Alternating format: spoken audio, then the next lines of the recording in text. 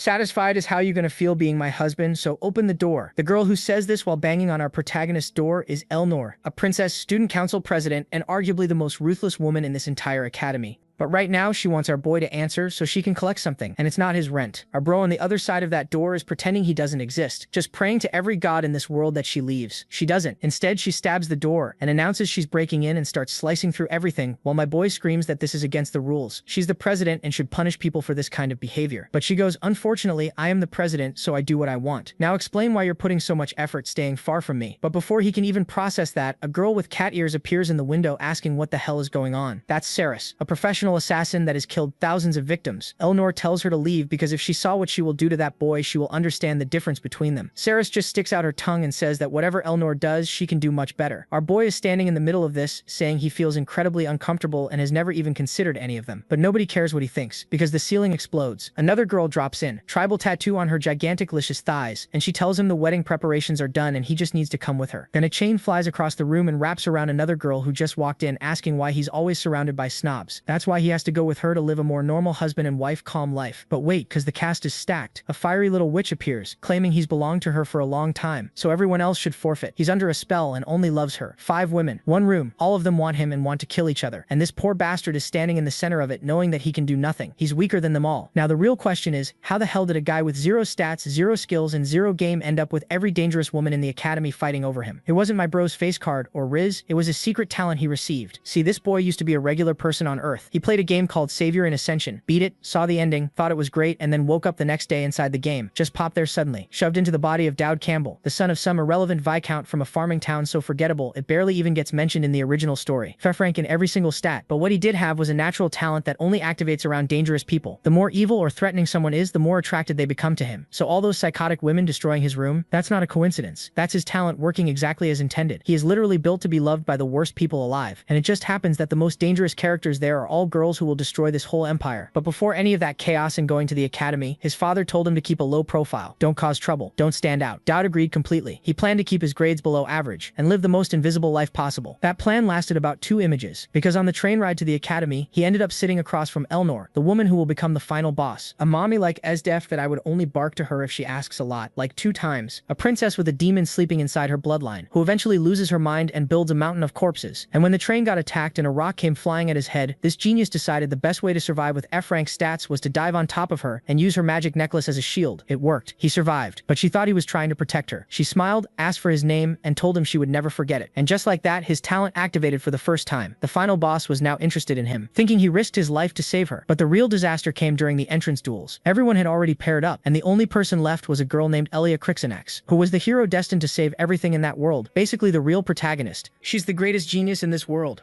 With a bright smile, she asks if he needs a helping hand. Still a bit dazed, he says yeah, sure. But deep down, he knows. This damn woman is destined to become the savior of the world. The truth is, she's the protagonist of SR. She stands there looking all stunning, holding out her hand to help the boy up. And these chapter opening images are just gorgeous. Thank you, artist. Meanwhile, in another room, someone mentions that Count Crichton and Galanter have also arrived. A girl with glasses wonders if that one has lost her mind. The duels are already underway, so how does she have the guts to be late? And that's when the beast walks in, bloody and magnificent. The girl with glasses wants to ask a million things, but first, where the hell were you? Eleanor simply responds that she had some things to take care of. The woman with glasses tells everyone else to leave. She needs to have a private conversation with her. A little while later, she asks how many people died. Eleanor casually says, not too many, just about 12. They were people trying to kill her, and they had the audacity to attack again even after the train accident. The woman sighs, saying that she should have just let the school handle it. But Eleanor finds that incredibly boring. She wasn't about to do something as tedious as letting other people kill those who tried to kill her. The director tells her to go get ready and head to the duel.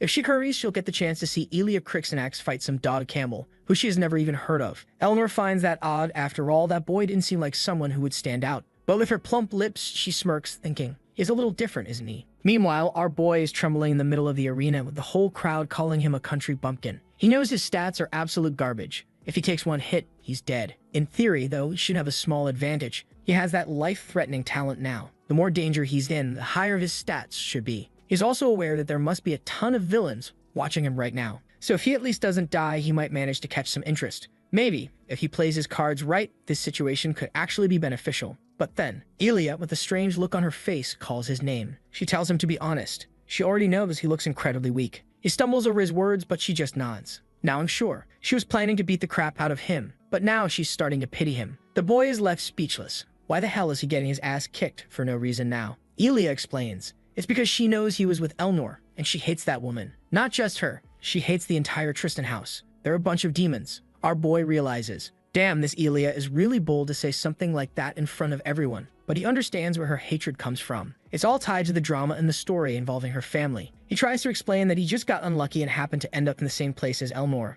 But Elia says she doesn't care, because just looking at him reminds her of that woman and it's pissing her off. She then makes a tempting offer. She asks if he's interested in pretending to fight. The protagonist knows this would be a great option. The problem is, if he pretends to fight, you won't improve his abilities at all. You won't figure out what his talents actually do. The only way he can get noticed is by surviving against her at full force. So that's exactly what he asks her to do. And to really piss her off, he adds, actually, I really like Elnor. Elia immediately tenses up, gripping her sword, not sure if he's being serious. And since making her really fight is his only option, he doubles down. I'm serious. I like her, just as much as you hate her. At that moment, Deadly Charm activates. Now, every villain watching him is even more interested, and it looks like he just got a new little gift. Elia clenches her teeth. If that's the case, I won't feel bad about what I'm about to do. In an instant, she's right in front of him. On the first strike, his wooden sword is completely destroyed. She smirks. Well, at least you dodged it. Guess you're not completely useless. She steps forward, preparing to thrust her sword. Now I'll take things a little more seriously. In that life or death moment,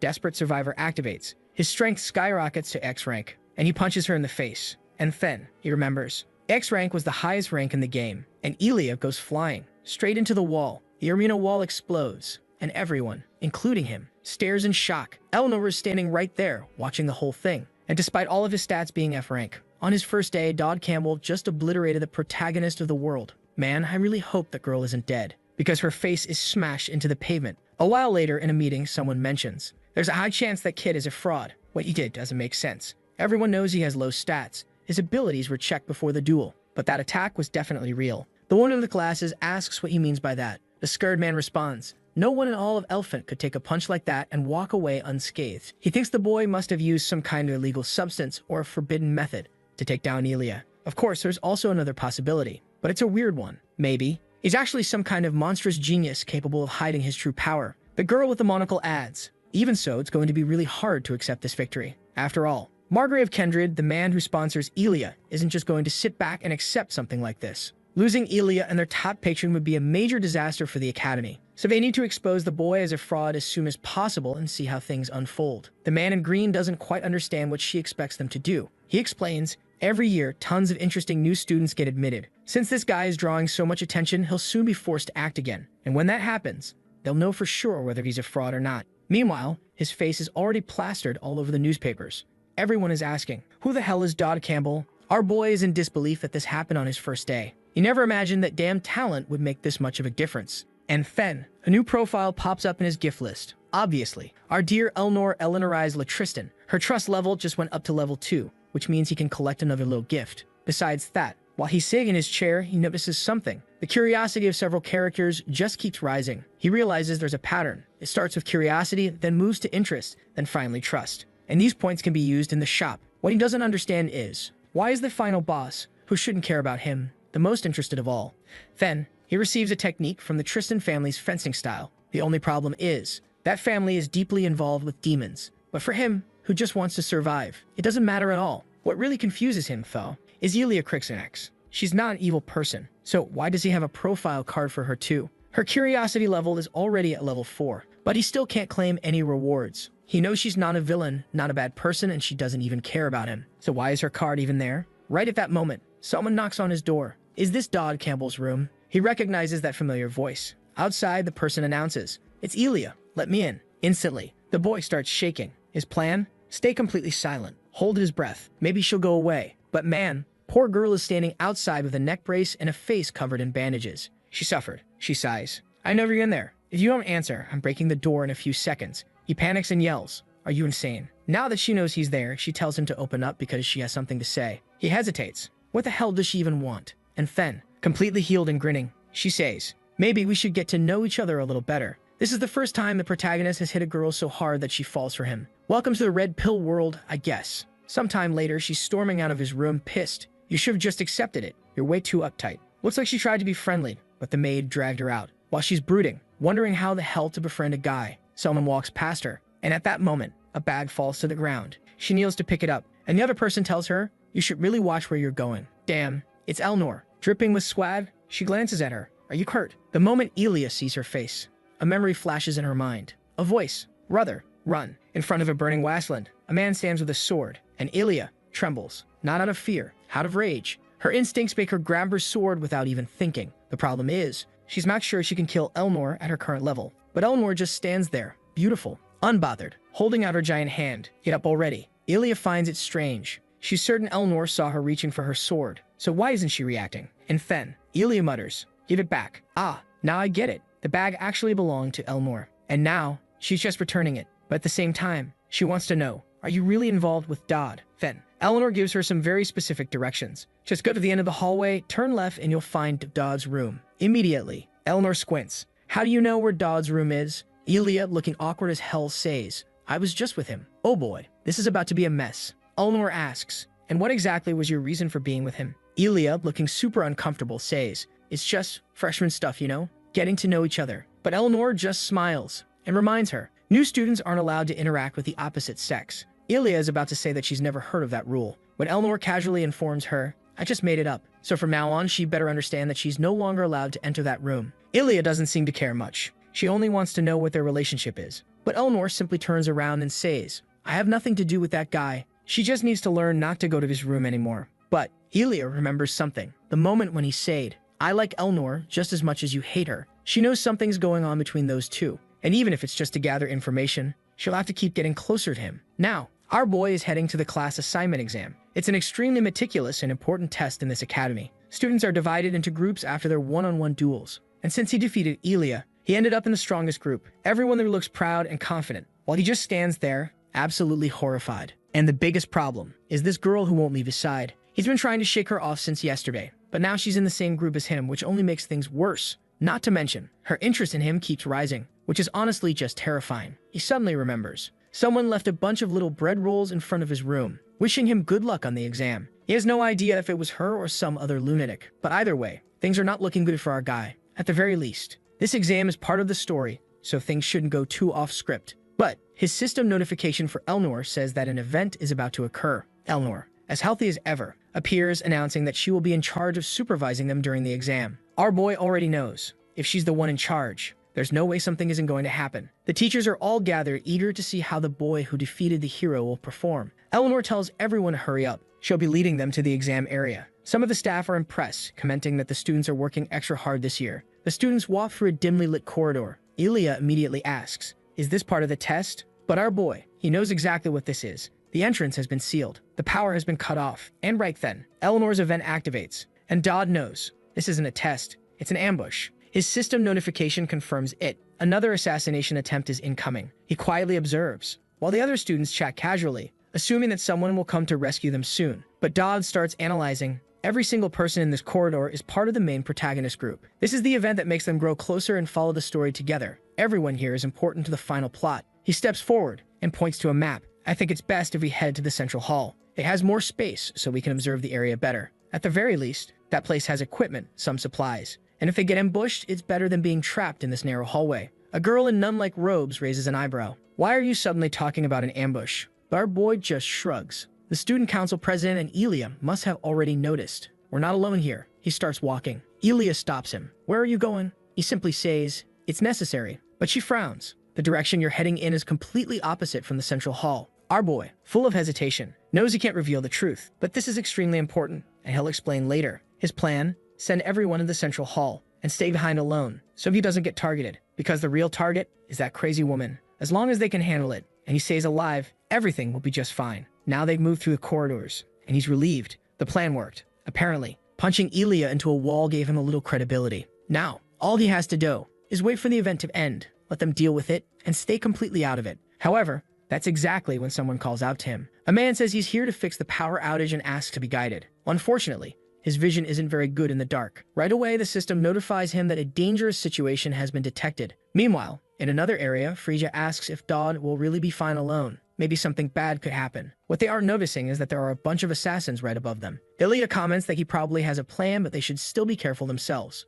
Obviously, our dear Elnor has already realized that something is very wrong. Our boy is walking around with that weird guy with his legs slightly spread. The weirdo is thinking that he's sure that group must have been killed by the evil woman. Even that idiot, who seemed to have potential, was easily deceived. A professional assassin like him can gauge a person's level just by observing their movements. And he knows that our boy is a complete amateur. He's going to have some fun before killing him and then eliminating this Tristan. At that moment, the guy calls out to our boy, who glances back. Then he compliments him, saying he did a great job and that it was time to be rewarded. Our boy looks at him and thanks him, saying that at least he's Hamid. The guy is extremely shocked to see that the bastard knows his name. And the protagonist just says he's relieved because if it had been someone stronger, he'd actually be in danger. Phew, he's really relieved to know that the guy is this weak, but he had already figured it out by the way he walks so weirdly. The assassin is confused, not understanding what this lunatic is talking about. But our boy is just thinking that with a desperate survivor, things won't be that difficult. Hamid decides to attack as quickly as possible and finish things before they get complicated. Our boy was preparing himself, while in the other rooms, guys were being slammed against the walls, getting hit by a rain of arrows. Another one was flying and everyone was getting beaten up.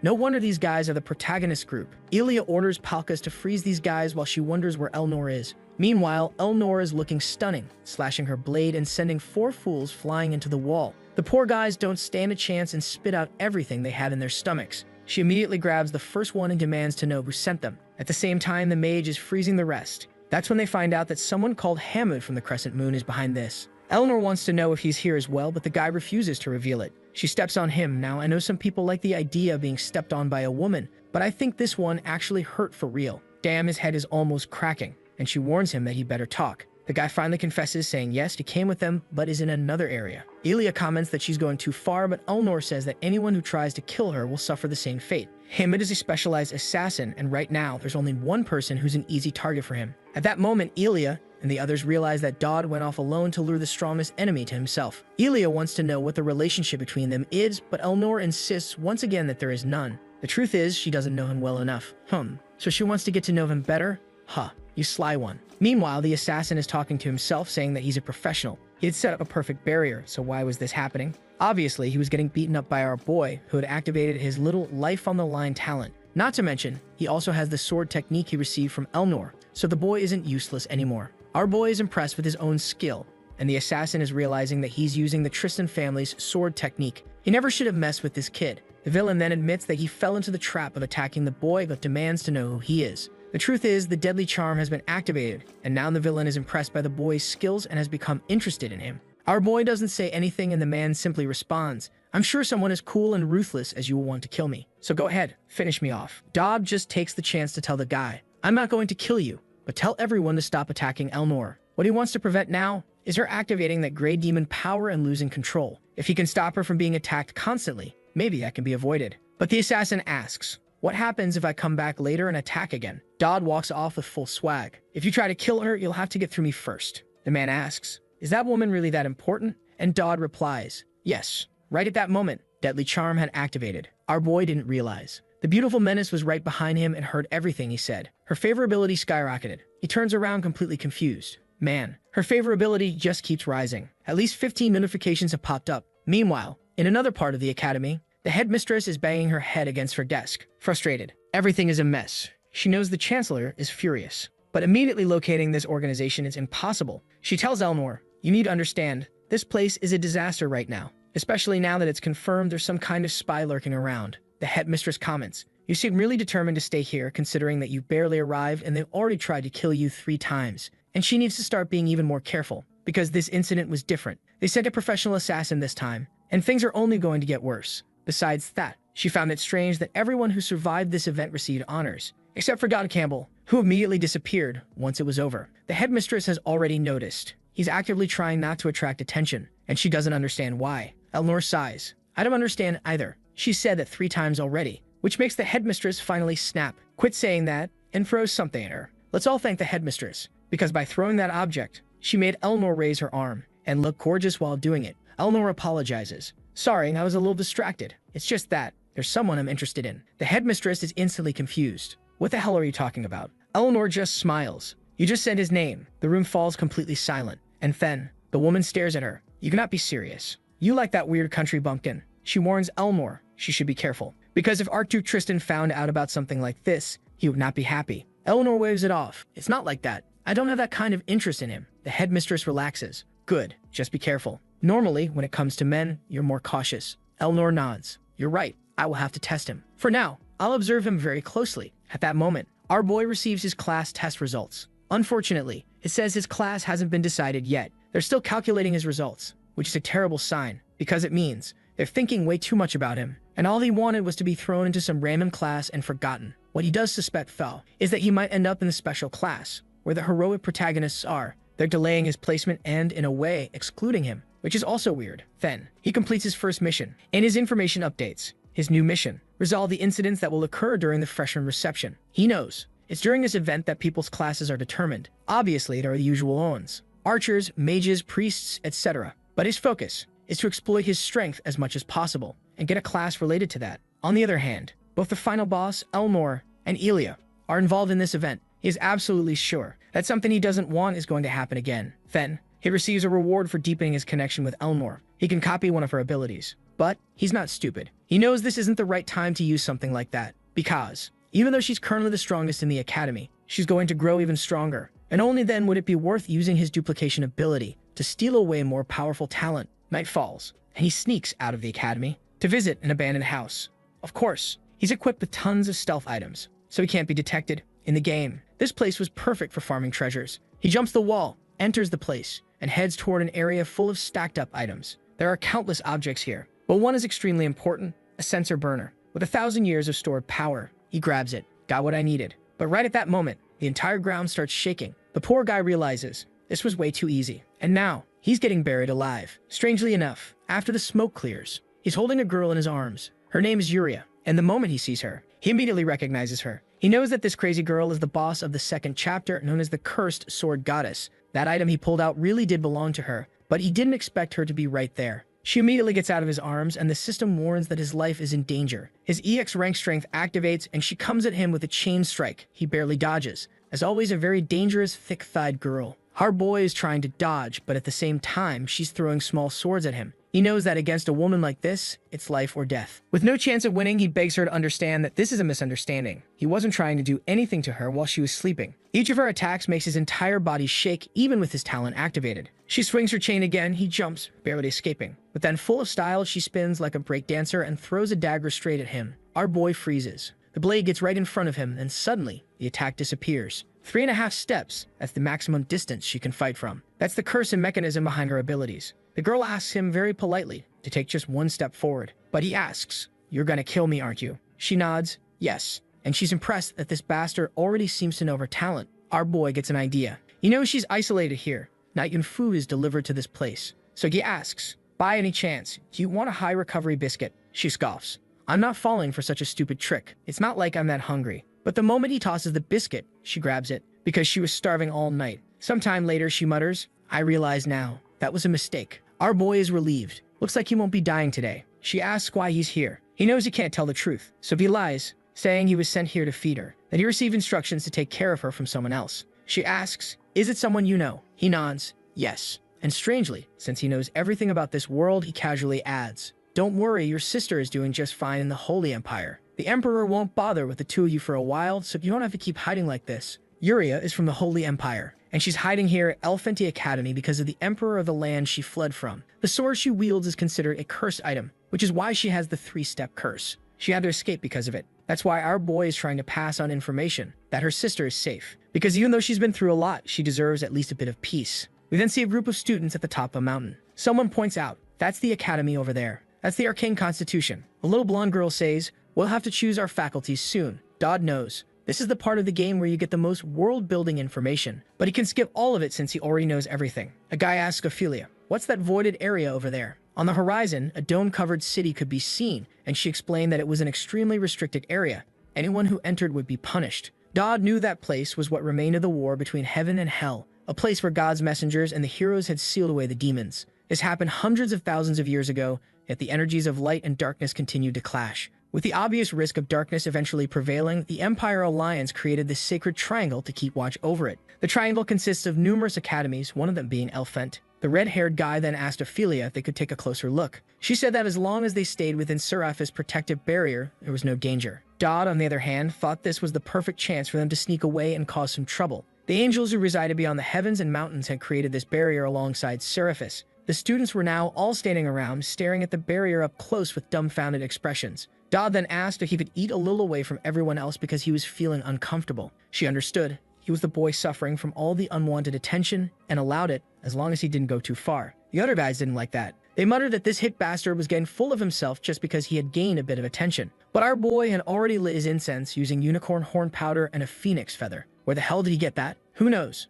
Maybe it was already inside. But with that, he had prepared the most powerful thurible, which was basically just a fancy incense burner. Magic started activating, and he prayed that he hadn't forgotten anything. At that moment, some silhouettes appeared, and he covered his eyes. He knew this was something ordinary people would never experience. A massive explosion of light erupted before him, and he heard voices discussing the allied forces. A man was telling a recruit, "Keep the ground even. Stop digging around." Then he saw them. Angels. They looked at each other. "Why is there a human here? Man, if this angel appears, I'm gonna be happy." They kept questioning why that kid was just standing there staring at them. The commander waved it off, telling the others to get back to work. And our boy, he had just opened a tiny portal and was observing everything. Then a horn blared and a car arrived, bringing in the sacred blocks. An infinite amount of them, so the construction wouldn't stop. The blonde angel yelled at another worker, "Quit eating cloud biscuits and get back to work." Meanwhile, our boy just watched as the bald angel kept shouting at everyone. I have no idea what's happening, but what I do know is that sacred blocks are being delivered and our other angel is just watching it all unfold. Dodd knew. The angels in this place were almost like a military force. They had a strict hierarchy, where those at the top obviously held the most authority. In the original story, you could only encounter angels after Chapter 2 and only after interacting with some of the high-ranking ones. And they were very clear about what they wanted, since it was basic and straightforward. Our boy stretched out his food, muttering an irakamasu. As he ate, he overheard some of the angels talking. Why does he have so much food? One angel suggested, maybe we should ask for a piece. But another immediately shot that down. That's insane. We can't go down there just for food. We should keep moving the blocks. Dodd, on the other hand, smirked. Are you sure? Working in construction is exhausting. You guys should take a break and enjoy some food. And strangely, the moment he said fat, a mission for an offering activated, and food appeared in the angel's hands. Everyone smiled. A 10-minute break wouldn't be so bad. They thanked him, saying, "You're a very considerate human." Dodd remembered. It was the same in the game. If you offered enough food to someone, it would multiply once it reached their realm and become enough for everyone. Sometime later, the angels were sitting there, muttering, "That was delicious. Totally worth it." The bald angel notices the thurible beside him and says, "Just state what you want already." Our protagonist is impressed that the guy got straight to the point and doesn't even seem interested in negotiating. He had prepared numerous techniques to convince these guys, so he finds it strange that it's this easy. The bald angel then says he's sure the boy must be wondering why he's being treated this way. He explains, the boy is well-informed and possesses an incredible ability, but it's severely underdeveloped. The angel knows he'll benefit from investing in the boy, and that's the only reason he's helping. Now it all makes sense to Dodd. Why this guy is interested in him. What he doesn't know is which ability the angel is referring to. Maybe it's the one about being loved by evil. The angel then says, the ability you possess is far more powerful than you realize. It will allow you to stand at the top of everything. Of course, the problem is surviving with all the attention he's attracting. Given this situation, Dodd knows he'll have to think of another route. He never expected the negotiation to be this easy, or that these guys would have such high expectations for him. Another angel comments, "It's rare to see someone so calm and strategic when negotiating with an angel. You really do have potential." The bald angel shrugs. "I'll just give you my blessing and send you on your way." Our boy still hasn't fully processed what just happened, but the guy simply leaves, saying Dodd should already be impressed that he was acknowledged by them. With that, the portal disappears, and Dodd is left feeling uneasy. Even the angels told him to be careful with his own talent. Now the C+ rank divine thurible was blessed with two abilities. Asceticism, which allows him to convert all other attributes into constitution for 20 seconds. And protective shield, a C rank ability that lets him create a sword, no wait, a barrier, obviously. The combination of his status boost in life-threatening situations, with this ability to convert everything into defense, will be extremely useful for what? Survival. The only problem is that these talents require a small amount of mana, which he doesn't have. For now, they'll have to find a temporary solution, which is why he's standing in front of a man who asks, "What's your specialty?" He seems to be alone in front of a shop, and the man informs him, "You need to be in a pair first," to which Dodd replies, "My partner will be here soon." The guy doesn't believe him. "A loser like you. No way you got a partner." But our boy knows she's already on her way. And right then, Elia shows up, looking like an absolute fool, as if she hadn't intentionally come here with him. Dodd casually waves at her, already planning to team up. At first, he didn't want to get involved with the protagonist, but he's changed his mind. Especially after what the angels said about him being in serious danger because of his talent. So he asks, "Are you still interested in getting to know me better?" Just like she mentioned before. Poor Elia. She's a bit shaken, not sure how to respond. But then, she remembers everything. All the times he kept saying how much he liked Elnor, and she reaches a conclusion. This bastard is just trying to get close to her to make Elnor jealous. What a delusional fool. The scene shifts to the academy dungeons. Someone asks Dodd, "Are you sure about this?" He nods. "Yeah, I know she wanted to be my friend too. So why is she acting like this now?" Obviously, she's suspicious. Suddenly, he tells her to look in a certain direction, because 3 beasts were coming. A wolf lunges, but a single quick slash from her sword cuts it in half. He warns her. 2 more from above, and just like that, they advance through the dungeon, working as a perfect team. All he has to do is call out the direction, and she handles everything with ease, until she finally tells him to stop giving orders and start fighting too. But he completely ignores her and says there are 2 daggers coming at her from the left and right. At that exact moment, the attack happens, and she manages to block them. Then she warns about incoming arrows and a monster strike. Once again, she reacts in time and blocks them. So she tells him if he can predict everything this easily, he clearly needs to use his strength to help. The problem is, Dodd can't do anything unless his life is in danger. Since these are artificial monsters, they're not programmed to kill students,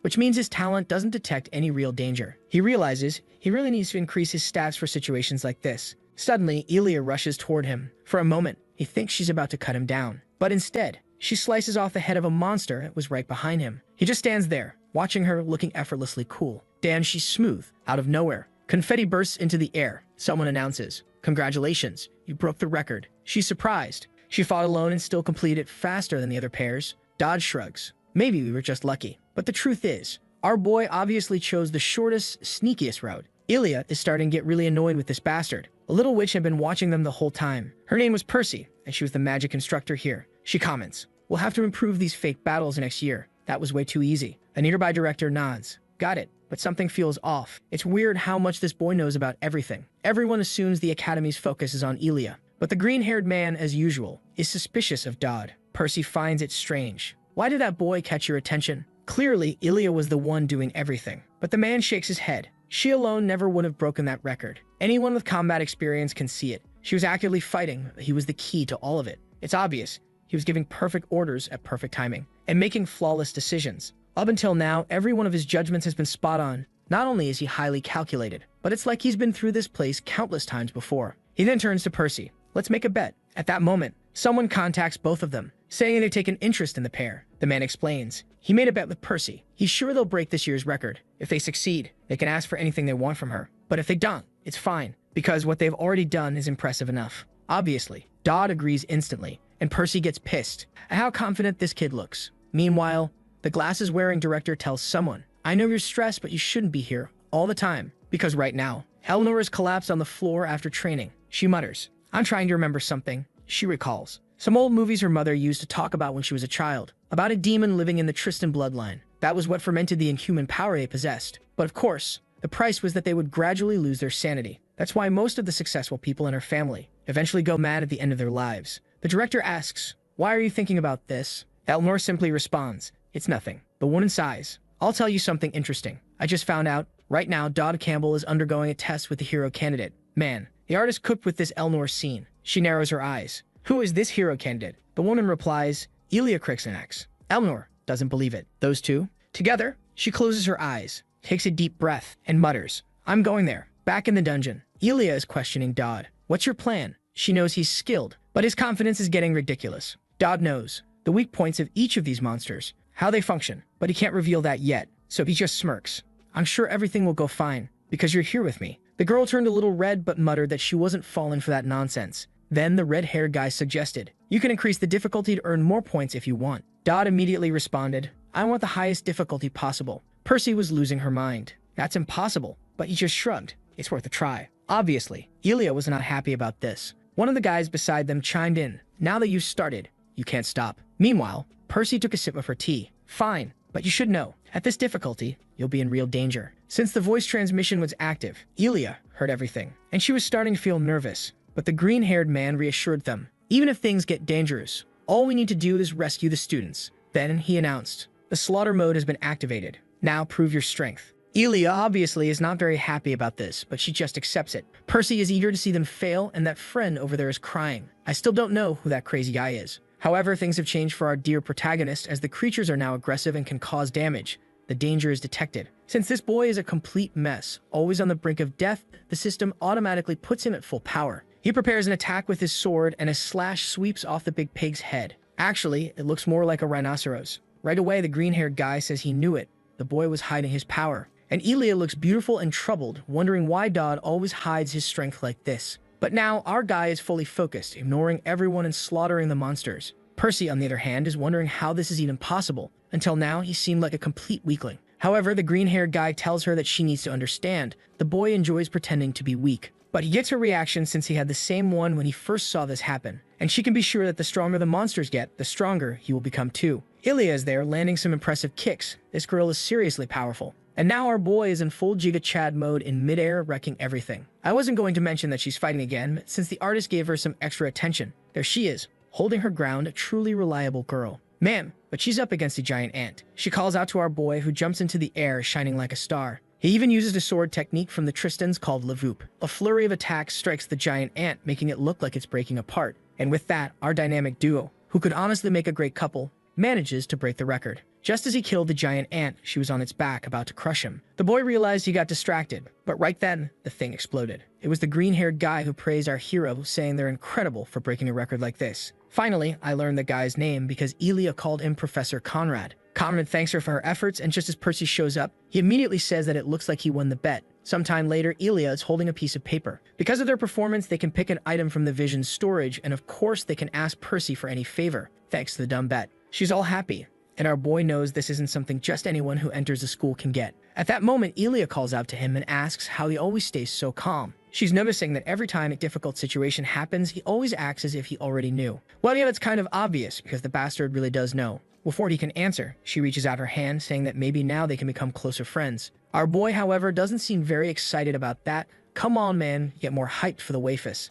But even so, he lightly taps her hand, and you can see on the screen that her curiosity is already at level 5. She was almost reaching the trust level, standing firm. Then she runs off, saying she's excited to see tomorrow's Dodd. Someone next to our boy comments that they're not sure if she's friendly or just weird, and he agrees. This person was our dear one, drawn with great talent and attention. Thank you. And at that moment, she asks if he likes that freshman. Our boy gets all flustered, stuck in that awkward space of not knowing what to say as always. At least since the desperate survival skill wasn't activating, he felt somewhat safe. He just finds the question strange. After all, he is her boyfriend or something like that. And as always, beautifully drawn, my god, I never get tired of saying this. She tells him she won't repeat herself again. Alright then, he better just say whether he likes the freshman or not. At that moment, danger is detected. Now his life is on the line. Man, he really does need to say something. Hey guys, the artist is at it again. Damn you, you're really dragging this out, aren't you? There she is, looking stunning, waiting for an answer, while this fool doesn't know what to say. Being the dumb idiot that he is, he gathers his strength and says he was training with Elia,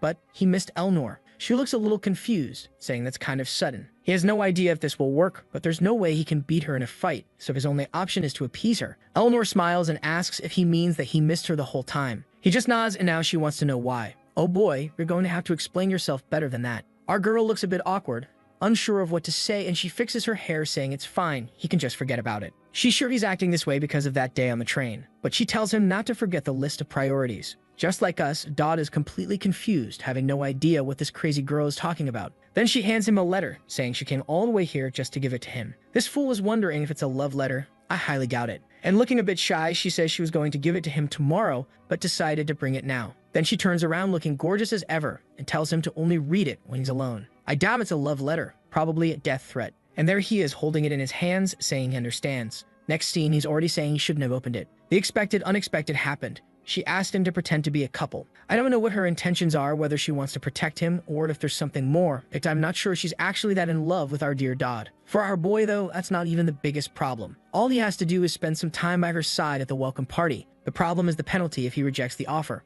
Not only will it change how she acts towards him, but it will also probably affect that affection level she has, making it harder for him to gain new skills. Then someone knocks on the door. He opens it, sure that it's Elia, who immediately comments that he's getting smarter. Damn. What is this? The other one brought a letter too? This bastard. I want to trade lives with him. Without thinking, he blurts out another letter like this, which makes her ask what he means by another. Had he already received one before? He quickly says no, that he got confused, and asks what it is. She tells him to think of it as a surprise, something she decided to do after spending time with him. She has to run now because of some weird rules from the president, but she tells him to read it carefully. Before he can say anything, she's already jumping away, reminding him not to forget. Our boy already knows exactly what this is, and so do we. Looks like at this welcome party, all the girls want the boy. He opens the letter, hoping it's different. Maybe a dual invitation from Elia. The problem is that she mentioned it was a surprise. And obviously, it's also an invitation to get closer. The battle between the final boss and the story's protagonist started sooner than he expected. The issue is that something like this never happens in the main story, so why is he getting these weird choices?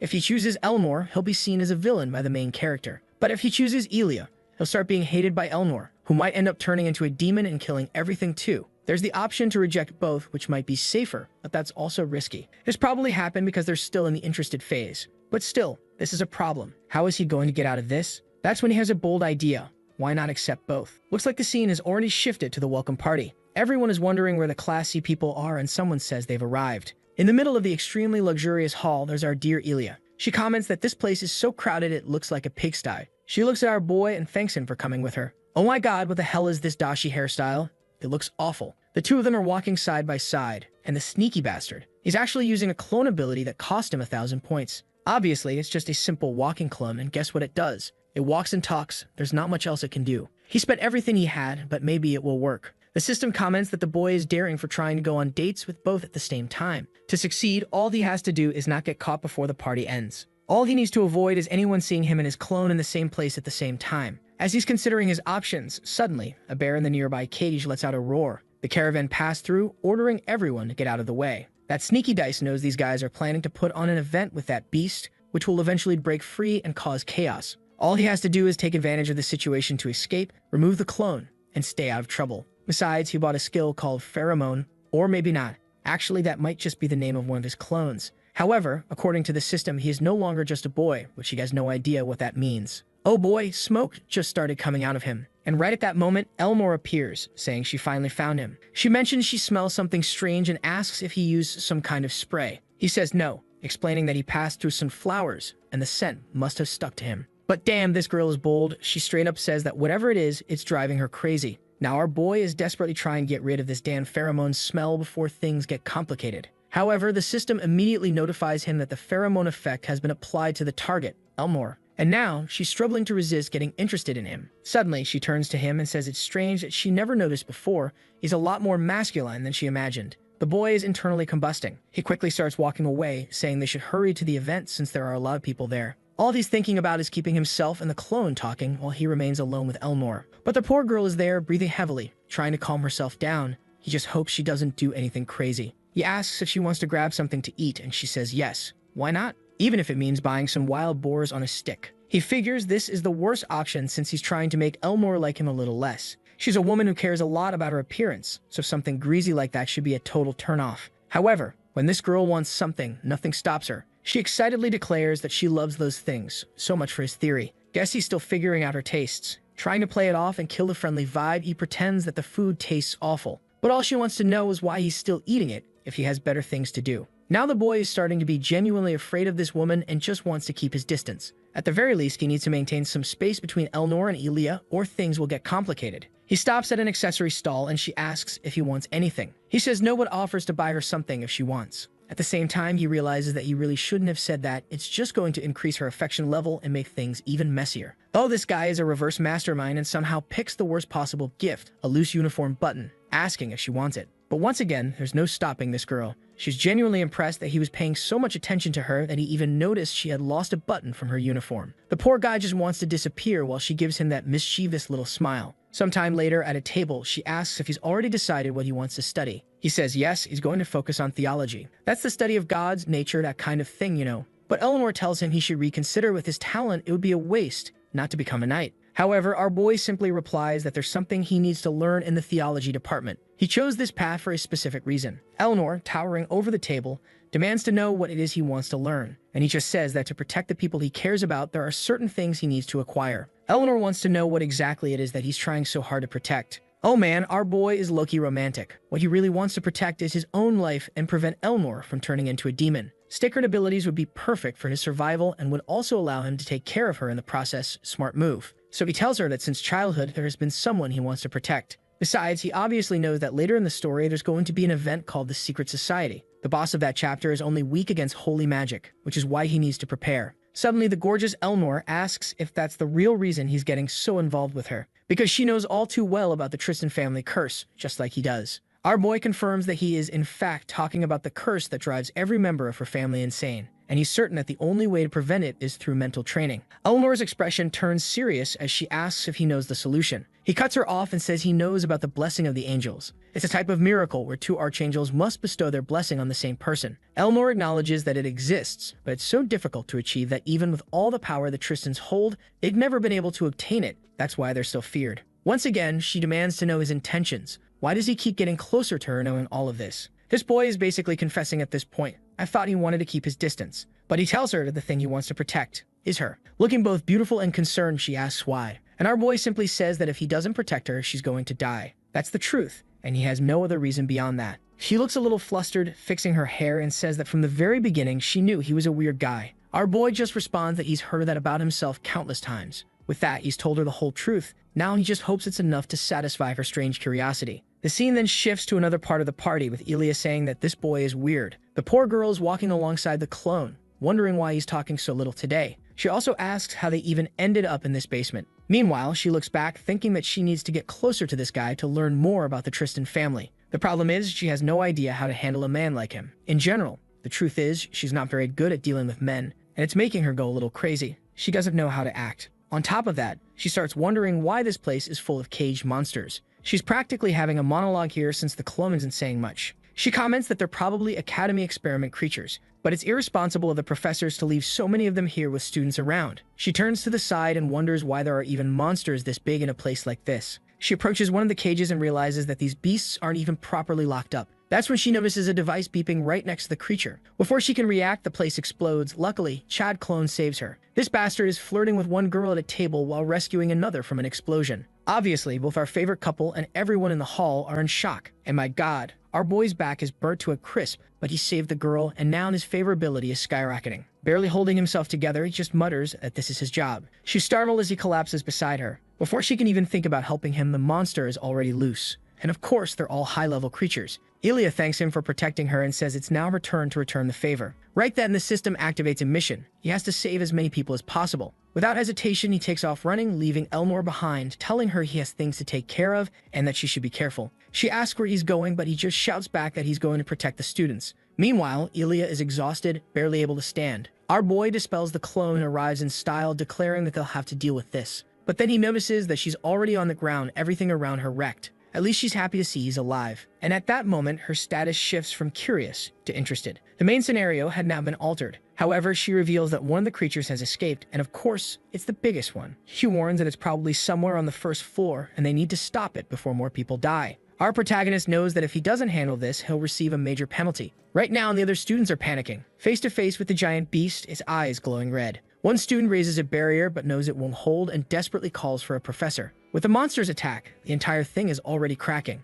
Eleanor announces that neither the Chancellor nor Professor Conrad are here. And on top of that, she can't use the angel's blessing. She orders the priest to raise a barrier, but he says it's impossible. A sacred barrier isn't something just anyone can create so easily. Besides, all they have to do is wait a little longer. Some knights will arrive soon. If a few students die in the meantime, so be it. As she wants to use the Tristan family's strength, though, he knows they're not good people. Man, why criticize my poor Eleanor like that? At least our boy arrives full swag mode, declaring that he'll handle it. Everyone is wondering who this crazy guy running toward the beast is. Eleanor is stunned by his courage. He's not hesitating at all. At that moment, he activates two of the abilities he received from the angel, both asceticism and holy shield. At the same time, danger is detected and he's thrown into a life or death situation. All his stats are immediately boosted to rank X. The barrier guy asks what the hell he's doing. Our boy says he's buying time, but they need to get the other students out. With asceticism active, all his stats convert into defense. The poor guy won't be dealing any damage, but he raises a holy barrier just in time to block the monster's strike. The professors around immediately recognize it as a sacred blessing, and the beast keeps hammering away while our boy stands firm in full defense mode.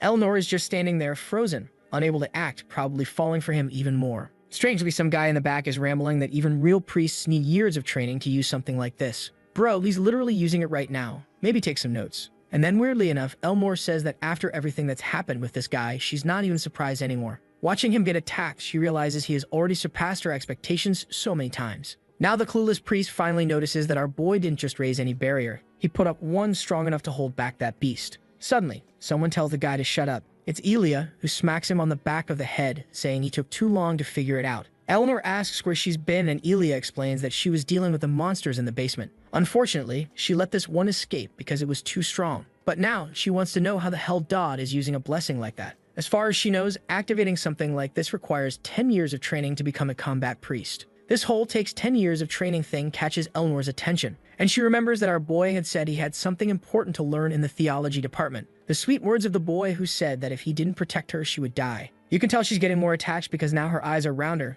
not as sharp and intense as before. Ilia comments that even if he's using a stored blessing, there's a limit to how much control he can exert over it. And she mentions that Eleanor is really lucky. Our Lady wants to know what this crazy girl is talking about, and out of nowhere, the artist throws in a beautiful panel. Ilia explains that she's talking about the fact that Dodd is doing all of this for her. Just looking at the boy's pained expression and the way he threw himself into the fight on purpose against that creature, everything he's done so far seems to be for that reason. Eleanor thinks that she's had this feeling from the very beginning. She sees herself standing alone in the darkness, arms crossed, when suddenly, a light approaches. I don't know what that light is supposed to be, but I do know she looks gorgeous as she wipes off her sword, thinking that this boy really is different. The beast keeps pounding at the barrier, and these professors, these useless bystanders, do absolutely nothing. Until finally, Eleanor steps in and delivers a solid strike to the monster's head. Not to praise myself, but damn, she's standing there crying in the rain. Poor girl. But, well, she still looks stunning. And in the fight, she lands a clean hit on the back of the creature's head, sending a burst of sparks flying.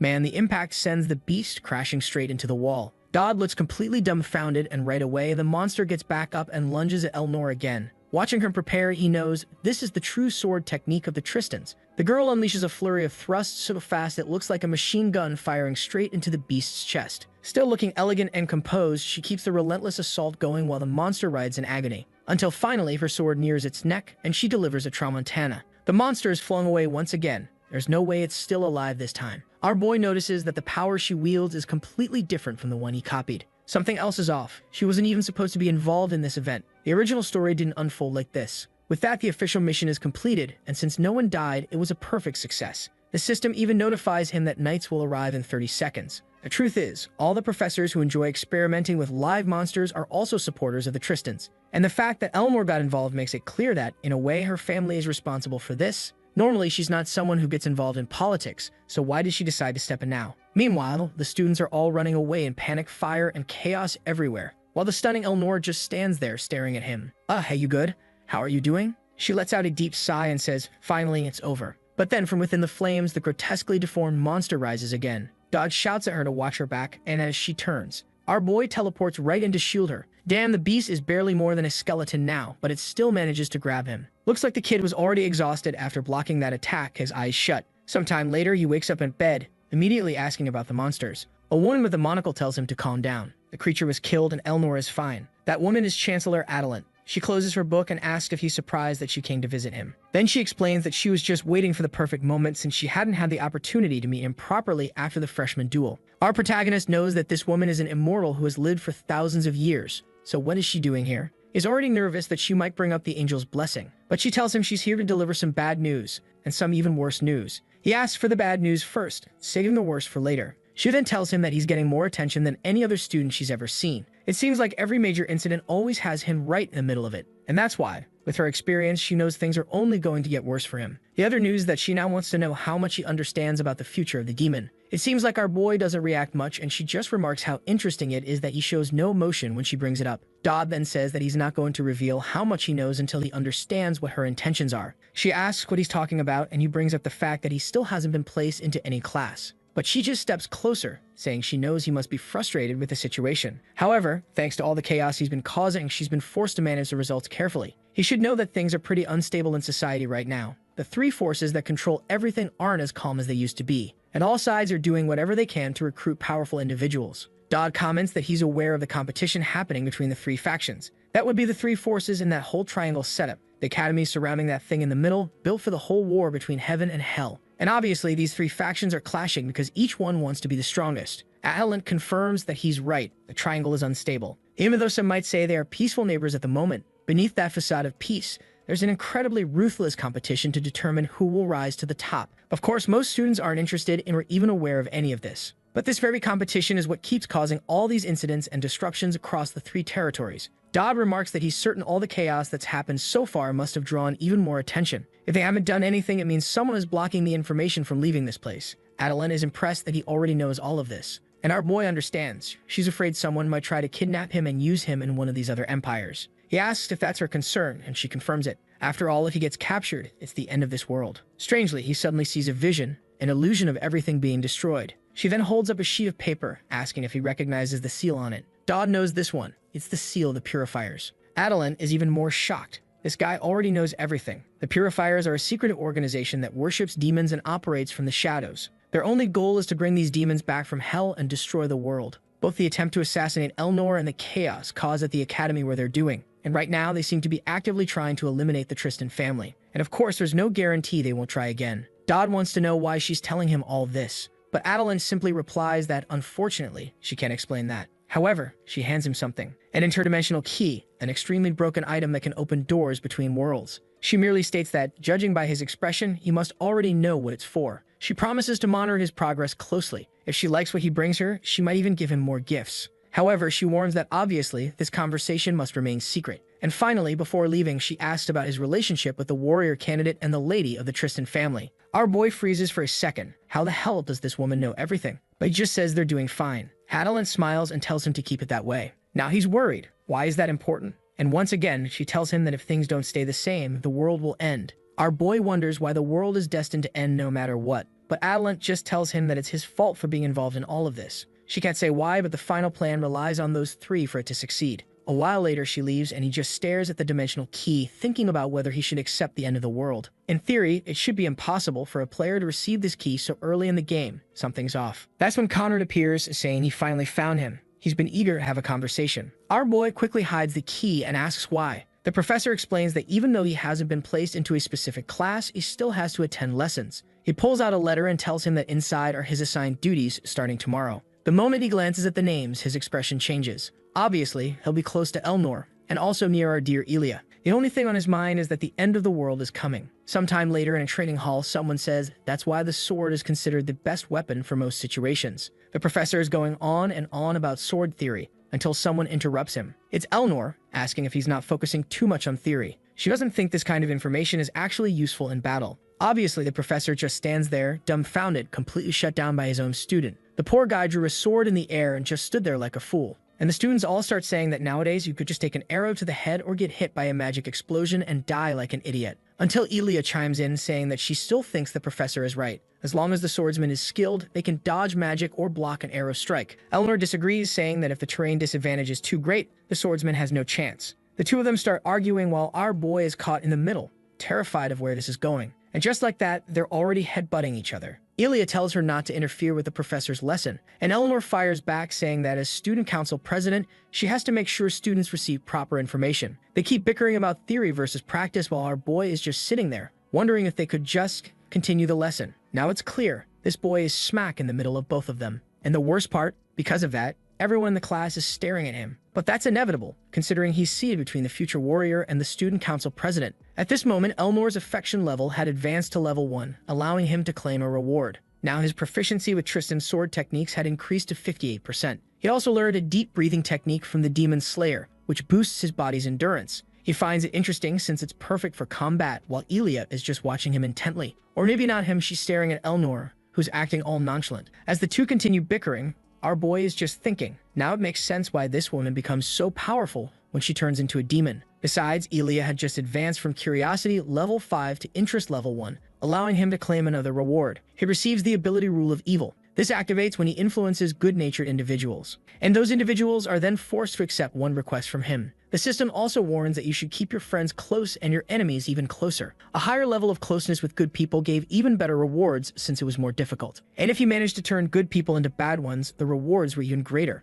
Our boy is confused. Why does the system seem to want him to turn everyone into bad people? Sometime later, deep in the forest, it was time for survival training. Cameron explains that the test is simple. They have to enter the forest and bring back something they think he will like. For that, they have a maximum of 10 minutes. Someone asks how they'll earn points for this, but Conrad simply tells them that's for them to decide. The class president will help him judge the items and he wishes them good luck. Obviously, everyone thinks this is way too vague, while Elia is fuming about having to be judged by her. Staring at his system, our boy is wondering how exactly he's supposed to turn good people bad. That's when Elia, looking as stunning as ever, asks if Dodd wants to work with her today. He tells her she should focus on her own friends, but she insists that he is a friend. But what our boy is really thinking is that this crazy girl needs to stick with the protagonist group, the ones who are supposed to defeat the future demon. Those very protagonists are just staring at him. Ilya invites him to join the group, but he declines. He knows he'll just end up as another nobody in their ranks. She's looking all sweet, wanting to know what's wrong, and he just says that it's nothing. They're just not that close. That completely catches her off guard, and she looks a little shaken. Turning away, she says that's a shame, but okay.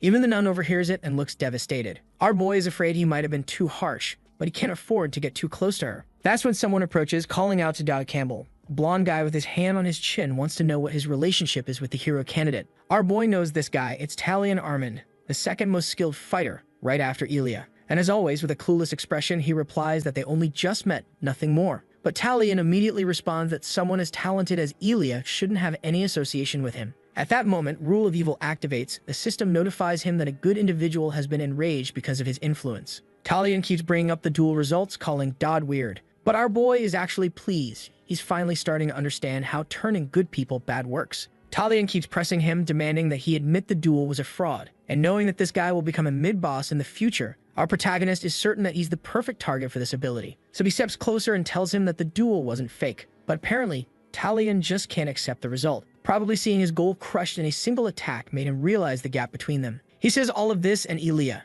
who was nearby, hears everything. Clearly irritated, Talion grits his teeth and proposes a bet. They should see who gets a better score on today's test. Dodd thinks to himself, this is perfect. Meanwhile, someone is calling for Elnor. It's Conrad, reminding her that he asked for her help with grading the test, but she doesn't seem to be taking it seriously. That's because Dodd Campbell hasn't even completed the test yet, but he already has the highest score. She simply responds that it's because the boy deserves it. Then she says that if he doesn't trust her judgment, she'll just have to stick by him closely to make sure he really is deserving. But Conrad places a hand on her shoulder, warning her that he's already noticed. She always wants to be near him. Eleanor quickly denies it, saying that's not the case. The only thing she doesn't want is for him to be alone with Ilya. She asks Conrad for permission to follow Dodd, but he warns her that if she doesn't take this seriously, she'll be removed from the event. Meanwhile, the priestess is clutching her rosary, thinking that today Ilya is acting differently. In a breathtaking display, Ilya is kicking monsters left and right. The red-haired axe wielder asks where they can find stronger creatures. The blonde guy suggests they should use this opportunity to collect some gems instead. They don't want to get a bad score. And the mage agrees, saying that for now, that's the best course of action. But suddenly, a strange purple circle starts forming in the middle of Ilya's chest. Her expression begins to change as she slaughters the monsters.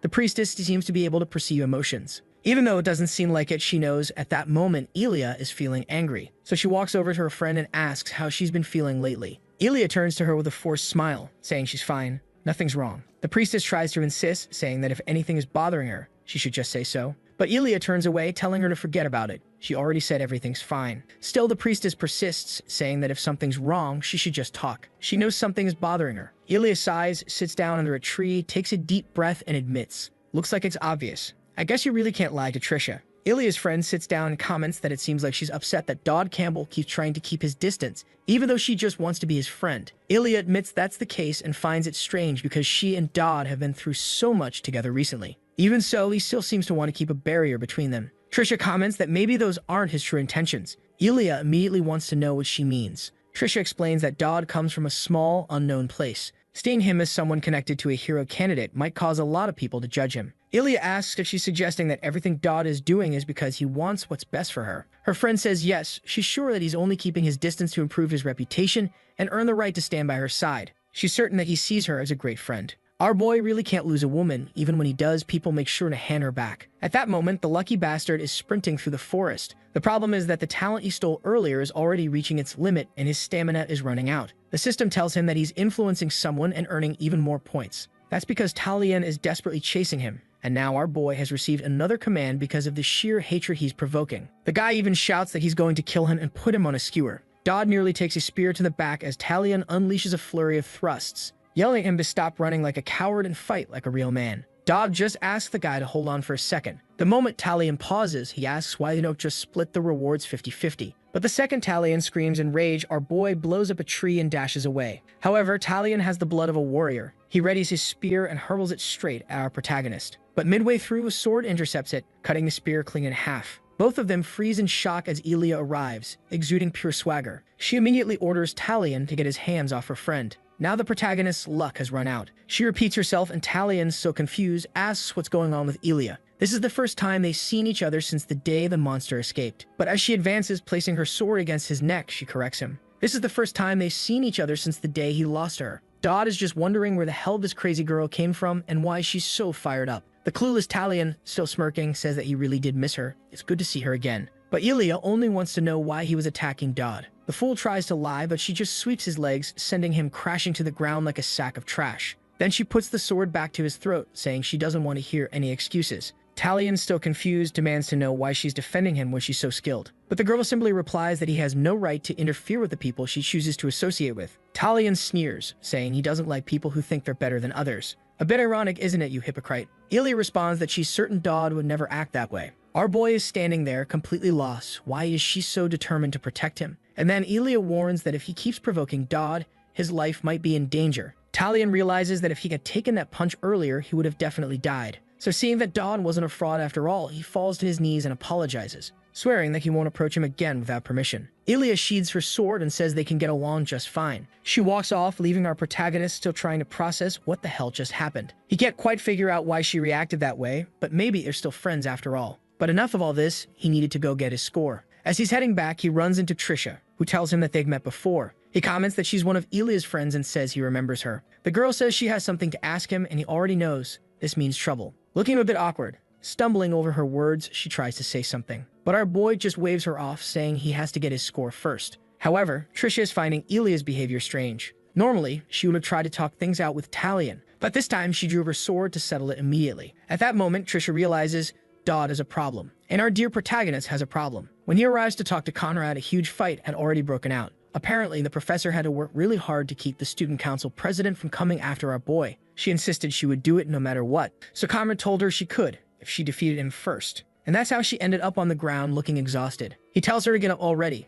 commenting that she's been improving a lot. At this rate, she'll surpass him soon. Dodd, completely uninterested, just says he's here to get his score and leave. Conrad, having almost forgotten about the test, asks what he brought. Our boy apologizes for taking so long, but says he found the best possible ingredients. It reveals a bag full of rare gems, and the professor compliments him, saying he placed first. Percy would definitely love all of this. Now that he had finished his mission, he figured he should go talk to Elnor, since she was getting angry. But before he could, Trisha appeared, asking if he was done. The professor leaves, and Trisha suddenly yells at him, telling him to take care of Ilya, but at the same time, not to get too close. Because apparently, every time Ilya is around a guy, she starts acting strangely. Obviously, that didn't make any sense at all, so he just responds, all right. Waving goodbye, he tells her not to worry, he'll do his best. Trisha stays behind, thinking that he'd better really act that way if he wants to get out of this in one piece. She heals Elnor while pondering something she already knows well. Ilya might seem calm, but it's best not to push her past the line. Sometime later at the magic department, Percy asks if he's finally planning to use the favor he received. He says yes. He's here to ask something of the goddess of magic. Percy just tells him to quit bothering her and warns that she can't do anything too complicated these days. He replies that it's not like she's the only one who will have to work to make this happen. But she fires back, saying that no one would have to do anything if he just didn't use that cursed favor. Our boy notices that everyone in the room is staring at him, but unfortunately, he needs to prepare for the fight ahead. She sighs, saying that because of the promise, she'll do it anyway. So what does he want? He gulps. One of the rewards he received from Ilya, worth 500 points, was an evil seed that could be exchanged for special abilities in the shop. Right now, he has a negative mark on Ilya, which means he can use Rule of Evil, forcing her to do whatever he wants. The same goes for Talion, since he has one too. These abilities, along with everything he's been collecting, would be perfect to help in the upcoming fight. The problem is that right now, he's still too weak to overcome the challenge ahead. But he knows one way to fix that. So he says he needs a cannon strong enough to blow up the entire academy. Obviously, Percy just asks if he's lost his mind. He repeats himself, and she just stares at him like he's insane. She says that building something like that isn't actually that difficult. The problem is, how exactly does he plan to use it? But he cuts her off, saying that the contract states she has to grant any wish considered ordinary. A cannon is not something unusual, so she has to make it. Percy retorts that creating a weapon that can destroy the entire academy is anything but ordinary. But our boy insists he's not going to use it to hurt anyone. There's just something that needs to be handled before it gets out of control. Obviously, she responds that this is even more concerning, but she sighs and agrees, saying she trusts that he has his reasons. Since he's been helping out with the monster situation, she'll show some faith in him and build the cannon he's asking for. Then, almost to herself, she mutters that she still can't believe the Chancellor is putting so much trust in this guy.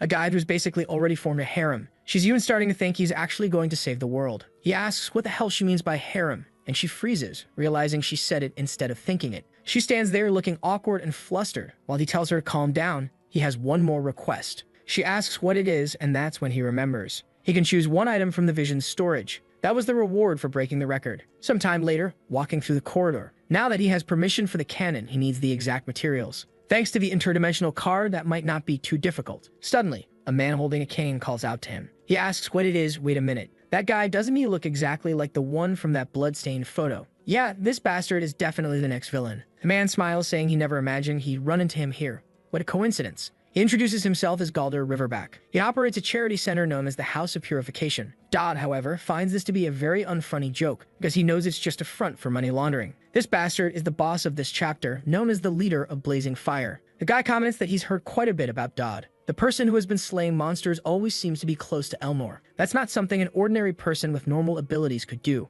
A truly impressive young man. He hands Dodd a card, saying that whenever he meets an extraordinary student like this, he always looks forward to seeing what their future holds. He'd love to have dinner with the boy and asks if he's free. Hell no, old man. Plenty of women are already lining up to offer him dinner. But our boy is ruthless. He just says that this conversation is already more than enough. Once again, Dodd realizes that the original story is changing. This guy was supposed to approach Elia and her brother. So why is he trying to get close to him? Has the system recognized him as the protagonist? That wouldn't make any sense, considering how the story of this world is supposed to go. So he just tells the guy he's joking. He'll think about the dinner. With that, the man leaves, saying that in 3 days they'll meet at the Twilight Eye. Dodd realizes that he has no choice now, but this is still better than letting this guy get close to Elia. The Twilight Eye is an extremely luxurious restaurant near the academy. The card Galder handed him glows like crazy. He has no choice but to go. After all, this is a main story event. And as always, since the beginning, it's just yes or no. And when it comes to the main story, the answer is always yes. Because if he deviates from the main story, he dies. He starts thinking about everyone he's met so far, and the situations he's already been through,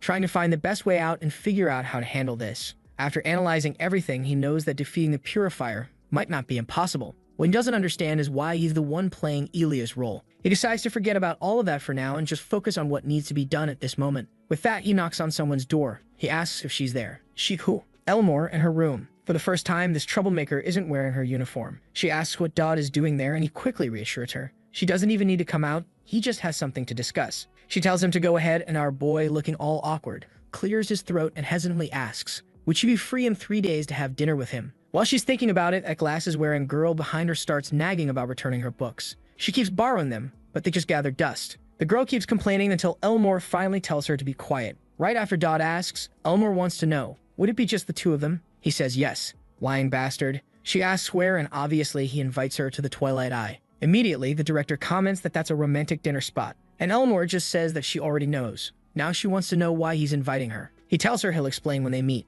And just like that, she's all flustered and looking adorable. The next chapter begins in a flower field with someone calling for Elia. The person wants to know what she's doing there, but with a teary voice, she tells them not to talk to her. Whoever it is, they say they'll apologize for messing with her like that. But she turns around and snaps. That's a lie. What kind of joke is it to push someone off a mountain? He apologizes, saying it was an accident, but she tells him he really needs to stop hitting his little sister like that. Then he hands her a small package, saying all he wants is for her to grow strong and powerful enough to protect herself. She takes the bread and asks if he stole it, but he quickly says of course not. He just bought the leftovers because they were cheaper. Then he mentions that thanks to the Baron, he might be promoted to Knight Apprentice. She asks what that means, and he explains that he'll be sent to the battlefield. There he'll gain real-world experience and who knows, maybe even earn the title of Guardian. He scoffs, telling her to stop dreaming about something like that. Someone who hits his little sister could never become a Guardian. He replies that life is full of mysteries and you never really know. But then she asks the obvious question, doesn't he think he's going to die if he goes to the battlefield? He says that will only happen if he's unlucky, but he's very skilled, so he thinks it's impossible. Angry, she snaps that she hopes he gets unlucky and dies since all he ever does is hit his little sister. Not to mention, he never listens to their parents and only cares about swinging that sword around. He just laughs and tells her to remember, when he becomes a Guardian, he'll always be there to protect her. Back in the present, she wakes up to someone knocking on her door. When she opens it, it's our boy standing there apologizing. He explains that since he's from the countryside, he's not really used to how things work around here. That whole thing about them not being friends was a lie, and he wants to apologize. He even bought some cookies from the kitchen and brought them for her, since they're really good. She just snatches them from his hands and tells him to stop apologizing, because it's weird, especially when they're already friends. Then, turning away, she says she's going to sleep. But before she leaves, he asks for a little favor. He wants her to go somewhere with him. It's urgent. She's now wondering if this guy is crazy. Meanwhile, Elnor is sitting at her desk, signing some documents. Stunning as always. It looks like they're reviewing material costs and club funding. The glasses girl comments that the only thing left is checking on the recently transferred students. It seems like one of the incoming students belonged to the tribal alliance but lost her position. She's the daughter of one of that place's leaders, which basically means she and her people are exiles now. Her name is Lulu Garuda, and judging by the devastating me strike, yeah, it's that girl with the thigh tattoo. Man, I'd be scared. Eleanor simply responds that she might know her. Also, next semester, an actual saint from the Holy Empire is arriving. Eleanor asks if the girl is coming alone, and her friend replies that of course not. She'll definitely be bringing some companions. At that, our gorgeous student council president starts thinking, it's odd for a saint and the daughter of an ex-tribal leader to be arriving at the same time, so close to each other. She slams the desk, convinced that someone is behind this. Her friend just says that this place is always a mess, and Eleanor sighs, admitting that she sometimes forgets. She apologizes, saying she's just been a little stressed lately, but she'll calm down soon. Under the moonlight, our boy is lying down, commenting that he had no idea the school had an official observation hour. The night sky is beautiful. Ilya is right next to him, asking if they really have to do this right now. The fool just tells her to wait. It's about to happen. Wait, are they sitting on top of a catapult? Are they actually about to get launched? Even though this place is usually restricted to high-level users, he has the special pass from the Chancellor. Then he says, here we go, and they really get launched. He tells her to stay focused and keep her eyes open. With that, they slam into a portal in the sky as he activates the interdimensional card. When he told her to keep her eyes open, she suddenly remembered her brother, who used to say something similar. Poor our boy. He did warn her that this might be a little dangerous. They then vanished with a like on. And do you remember how the last chapter ended?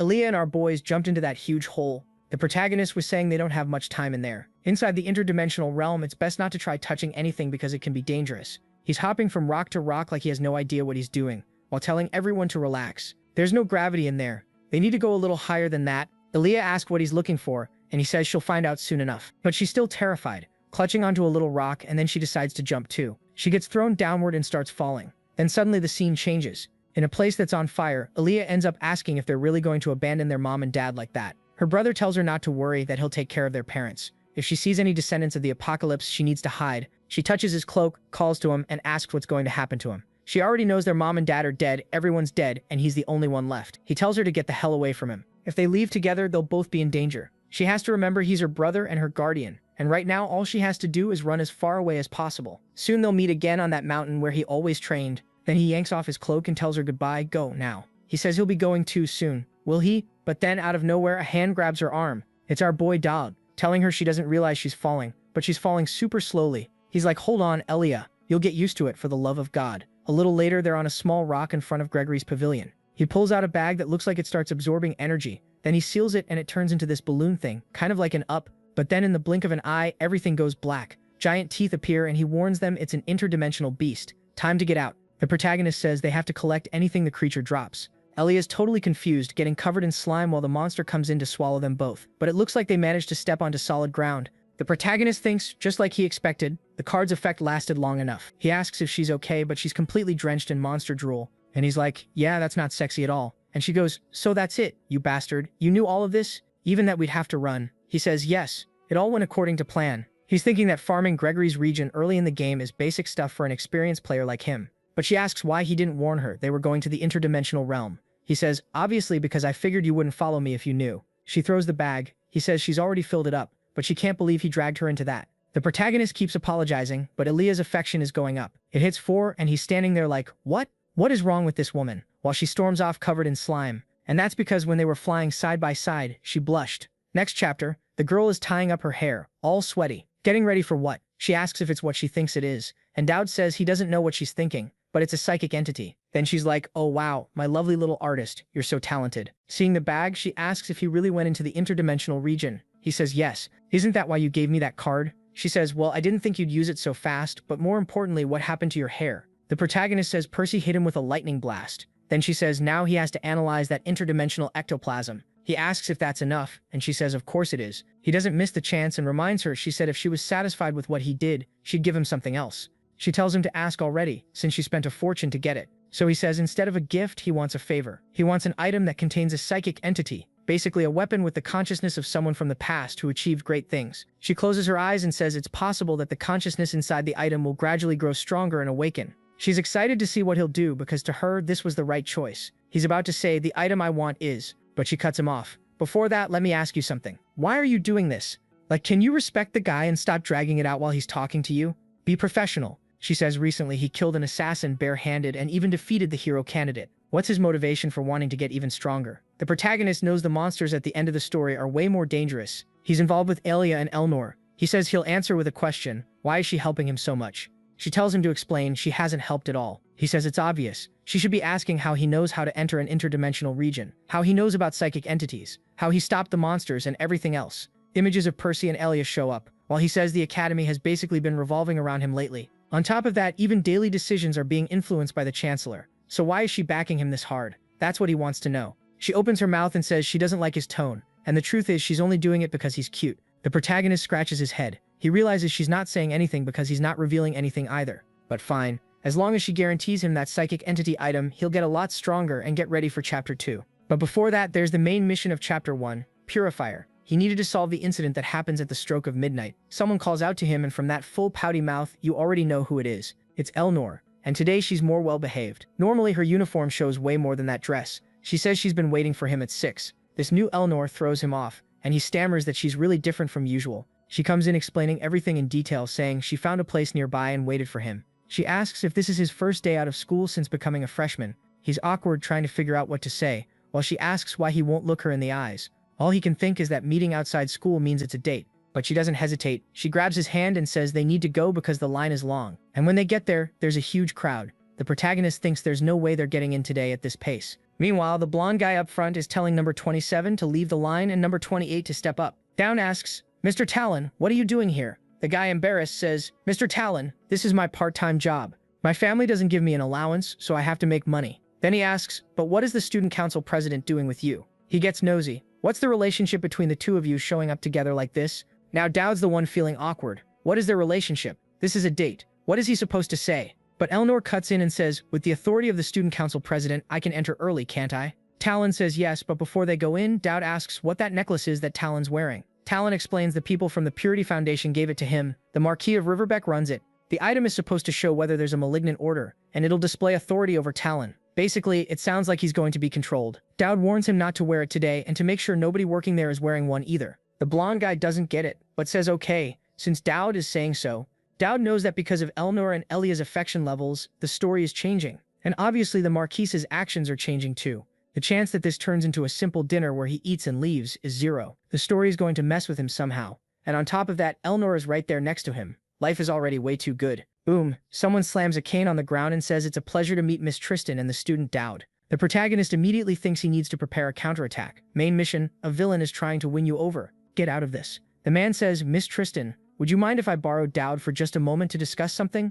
Elnor steps forward like, "Excuse me, why?" And Dowd says, "Relax, it's fine." Then someone else says they'll escort her to the VIP area and she's confused. The Marquis says it's interesting to see how close they are, but it's fine. Once the conversation is over, she can come to the VIP area. Luxury drinks, and the guy asks if Dowd knows why he was called here. Dowd goes straight for it. "You want to talk about some nonsense like reviving demons, don't you? The police and security get weaker during the Moonlight Festival, so it's the perfect chance to cause a massacre. Then you use the blood and death from that massacre to build up demonic energy. You just release a bunch of creatures in different locations plus some assassins to wipe out the knights. That'll be the perfect chance to help awaken the demon inside the Tristan bloodline. Too bad I already warned the Chancellor about all of it, so what are you going to do today?" He shocks the guy in the first sentence. The Marquis is thinking, now I get why the Prophet likes this kid. He seems like a complete idiot, but he's crafty in a way that's way beyond his age. This kid clearly isn't normal. Then the Marquis says, "Incredible. But it's a shame my subordinates already took care of Miss Tristan. You didn't plan for that." Right on cue, bang. She kicks the door open, already holding that red dagger, and she looks amazing. Then it rewinds a bit to earlier, when the guys came at her saying she seemed a little agitated. She remembered what the protagonist told her. "President, some demon worshippers are going to try to attack you. I know you have issues with that madness disease, but sometimes it's better to let things happen." Then one of those guys puts a hand on her shoulder. "Are you out of your mind? Get your hand off her." She instantly activates some power and everything goes dark like black and white with those demonic eyes, saying he has to be captured alive. She blows the first guy's head apart on the table. The others surround her from all sides. 2 more rush in. She smashes one in the face with insane flexibility, stabs the other in the neck, and they get completely sliced up. Just the reflection of that possessed blade turns and cuts through everyone. The rest run in panic, and the Marquis says it can't be. What happened? While the president is wiping her huge sword on her elbow, saying she feels refreshed. And with that, Elnor's affection reaches friendship and her madness improves thanks to you. Then she turns to Dood and says that because of this, their social outing is ruined, so they'll have to schedule a new date. And weirdly, at that moment, an exclusive quest triggers. He caught the attention of Gideon, her father. Before he can understand why, the Marquis pulls something from his chest that looks like a demonic essence.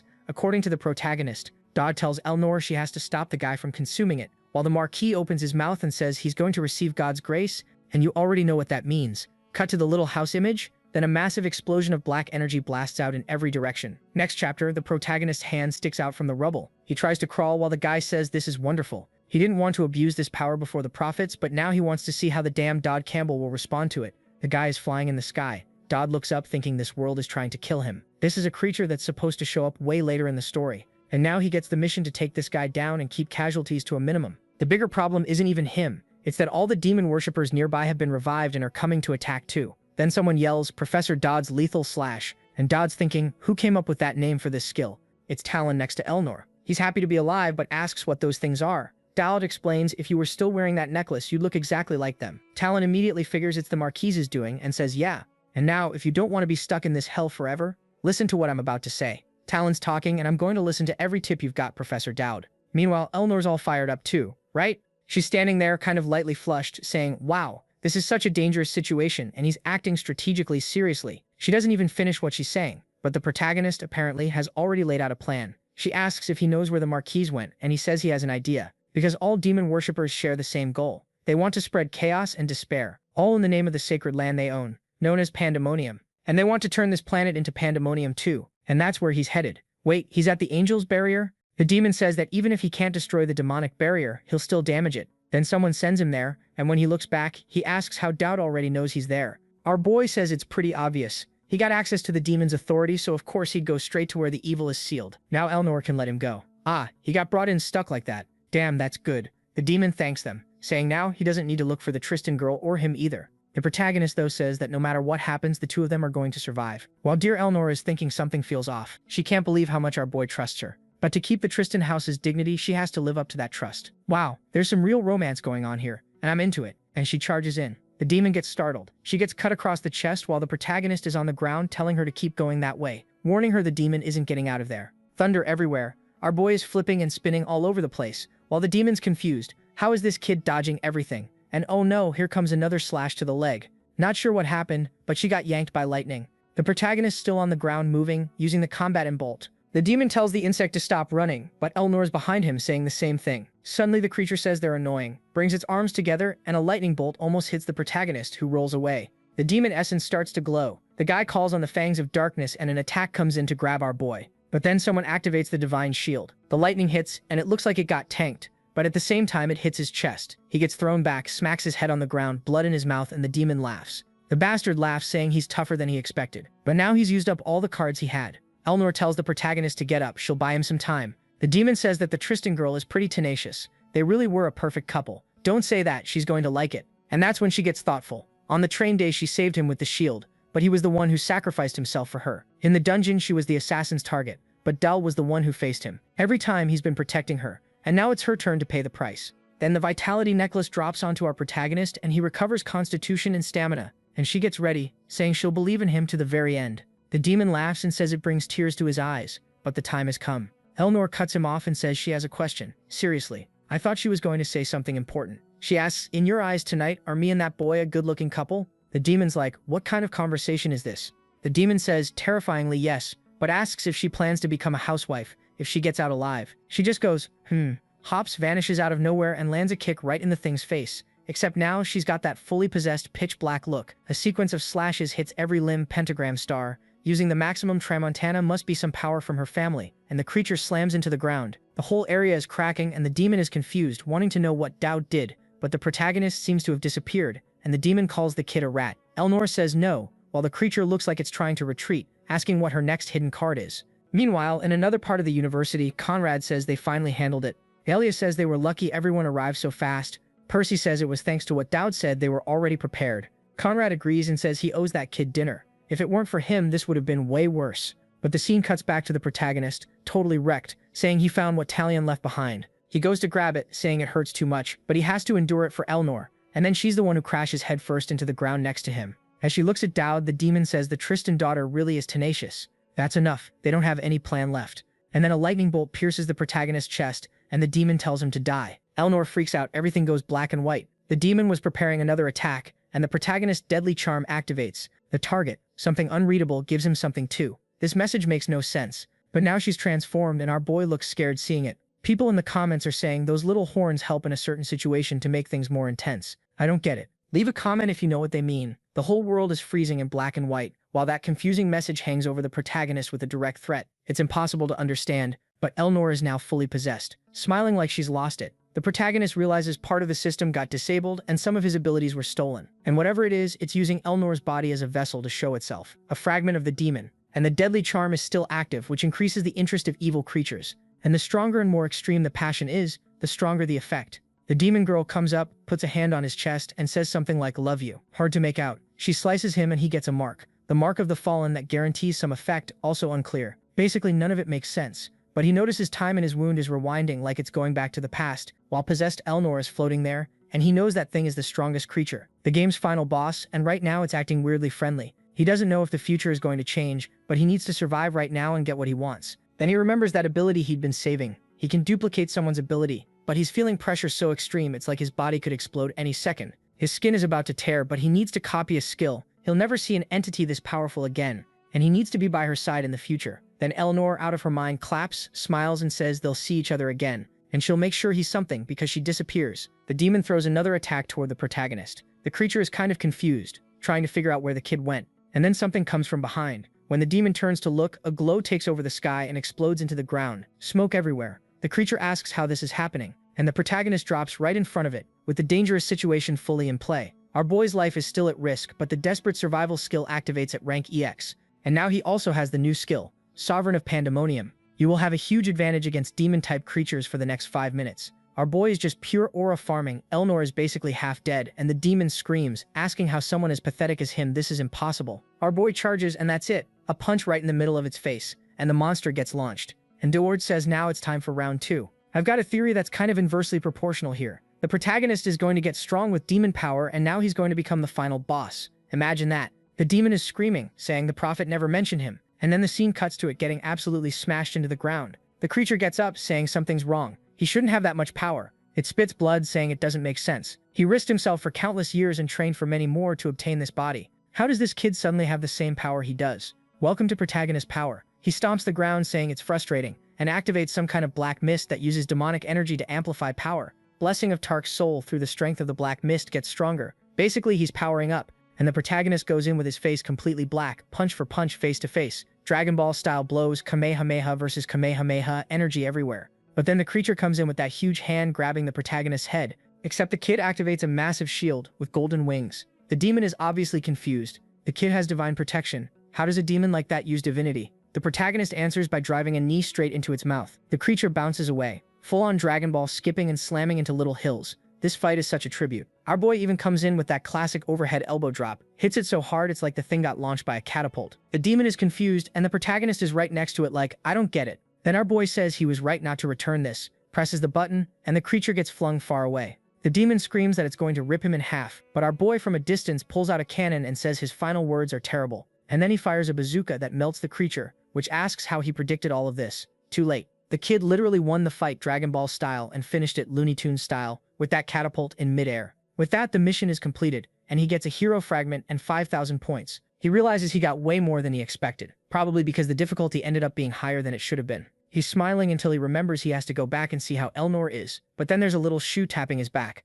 Oh, it's the droopy chest girl, calling him and saying Miss Elnor is fine. But he's gonna have to explain how all of this happened and everything he knows about the Grey Demon. The protagonist asks what she's talking about. She says it's more than obvious he's involved with the demon too. Then the scene cuts to Elnor needing a blood transfusion. She's completely wrecked. Don't beat up my waifu like that. And someone's asking why the priestess isn't coming. The scene goes back to the woman questioning our boy, saying the authorities are going to keep an eye on everything that happened in that area. And obviously noticing the demon's presence, he's going to be investigated. The kid is right in the eye of the storm, so he has to explain how they got to that point. The protagonist is thinking he already gave up on living like a background character. Now he has direct connections to demons. And then he says, well, honestly, I got lucky. The strongest demon in all of Pandemonium, the Grey Demon, seemed to have some kind of intention toward me. The Chancellor replies that they know that demon seems to have chosen Elnor as its vessel, and she just says that's fine, she won't question him. Just like that? Okay, sure. She tells him to rest, but the protagonist collapses like a complete idiot onto the floor, can't even stay standing. And then what is this? Did she use teleportation? Out of nowhere, he ends up sleeping on her thighs. He's not going to complain while she tells him he should know there are other fragments scattered around that can manifest at any moment. She's saying this while our boy gets shy, remembering it's obvious. In the story, other demons show up because other girls become vessels of evil, like the Red Knight incident caused by the Crimson Demoness. The problem is that this demoness changes the people she chooses to take control of as the story goes on. The only constant things are the story moments involving Elnor and Elia, and the Chancellor tells him to remember that the Holy Empire has extremely strong intelligence. They've probably already considered Elnor a possible candidate to be a demon vessel. The protagonist is confused. If she knows that, why does it feel like this Chancellor is trying to gather all the demonesses in one place? And she says that once a person who was a demon's vessel fell in love, and as a result, the demon fragment was completely eradicated. It seems love destroys the seeds of destruction. For a second, the protagonist thinks it has nothing to do with him. It just sounds like a classic kind of story. Until the Chancellor tells him it looks like the gray demon liked the boy. He's over there staring at her thighs, saying she must be going crazy. Yeah, sure. But she fires back that it's not up to him to decide. What matters is that she looks interested. Hurrah, reader. Right, there's no way around it. In that military outfit, she's unmatched. And the protagonist is listening to her say that she's already approved his judgment in excellence. That's why she wants to make a sincere request. Seriously, please seduce the demon vessels. The protagonist backs off like, what are you even talking about? Are you out of your mind? She says she'll help him make sure his flirting works perfectly. He doesn't need to worry that all the targets so far are girls, so he's safe. There's our military queen. There's the shy one. There's the tribal girl with those thighs. Damn, she's gorgeous. There's the little witch too. And that one's dangerous. And the Chancellor says he's already been blessed by the heavens and managed to win over the gray demon girl, so anyone else should be easier. But the protagonist is thinking, if he were really that skilled, he wouldn't be some cursed virgin. The woman keeps arguing that this is the only way for him to eradicate the fragments and save the world. How convenient. Get every woman in the school so the world can be saved. Dowd's like, so you don't believe in real love at all? You don't know that's wrong? That it's basically cheating, you realize that? And she says he doesn't understand. His targets aren't normal people either. They're demon worshippers who obviously are going to have unusual preferences. So normal isn't something to worry about anyway. Still, she sincerely asks him to save humanity. All the protagonist can think is that he wants to get out of this mess. Then he asks, Chancellor, have you ever thought about what happens if I fail to seduce them? She says he should know that in chapter 14, humanity gets completely wiped out and the world falls into ruin. Basically, a demon-ruled empire is born. Dowd just thinks he hates whoever designed this game curse. In the comments, people are already saying they want to add the Chancellor to the harem. Relax, there are already 6 to deal with. And the most important one right now is waking up asking where she is. Her friend comes in asking when she's finally going to wake up. Then Elnor asks if she skipped class today. The friend immediately lunges in to grab her thighs, telling the stream she finally woke up. She was so worried she thought she died. Elnor tells her to calm down and asks what happened to Dowd. The friend wipes her tears and says he was already released. He wasn't even that badly hurt. Elnor thinks that's weird and asks, wait, so I was hurt like I was about to die and Dowd wasn't in any danger at all? We jump back a bit. Elnor is passed out and her friend says she's been like that for 2 days. What if she never wakes up? She'll kill him. Dowd tells Senior to calm down. The president isn't someone who would die in a fight like that. She'll wake up in a few days. He guarantees it. She asks how he can guarantee anything, and he says because he survived. And the Tristan family isn't that weak. She wouldn't risk her life just to die for someone like him. Back to the present, looks like the friend told Elnor that story. And now she says that since Elnor's awake, it's time to go over a few facts. Elnor, still covered in hospital stuff, is like, let me recover first.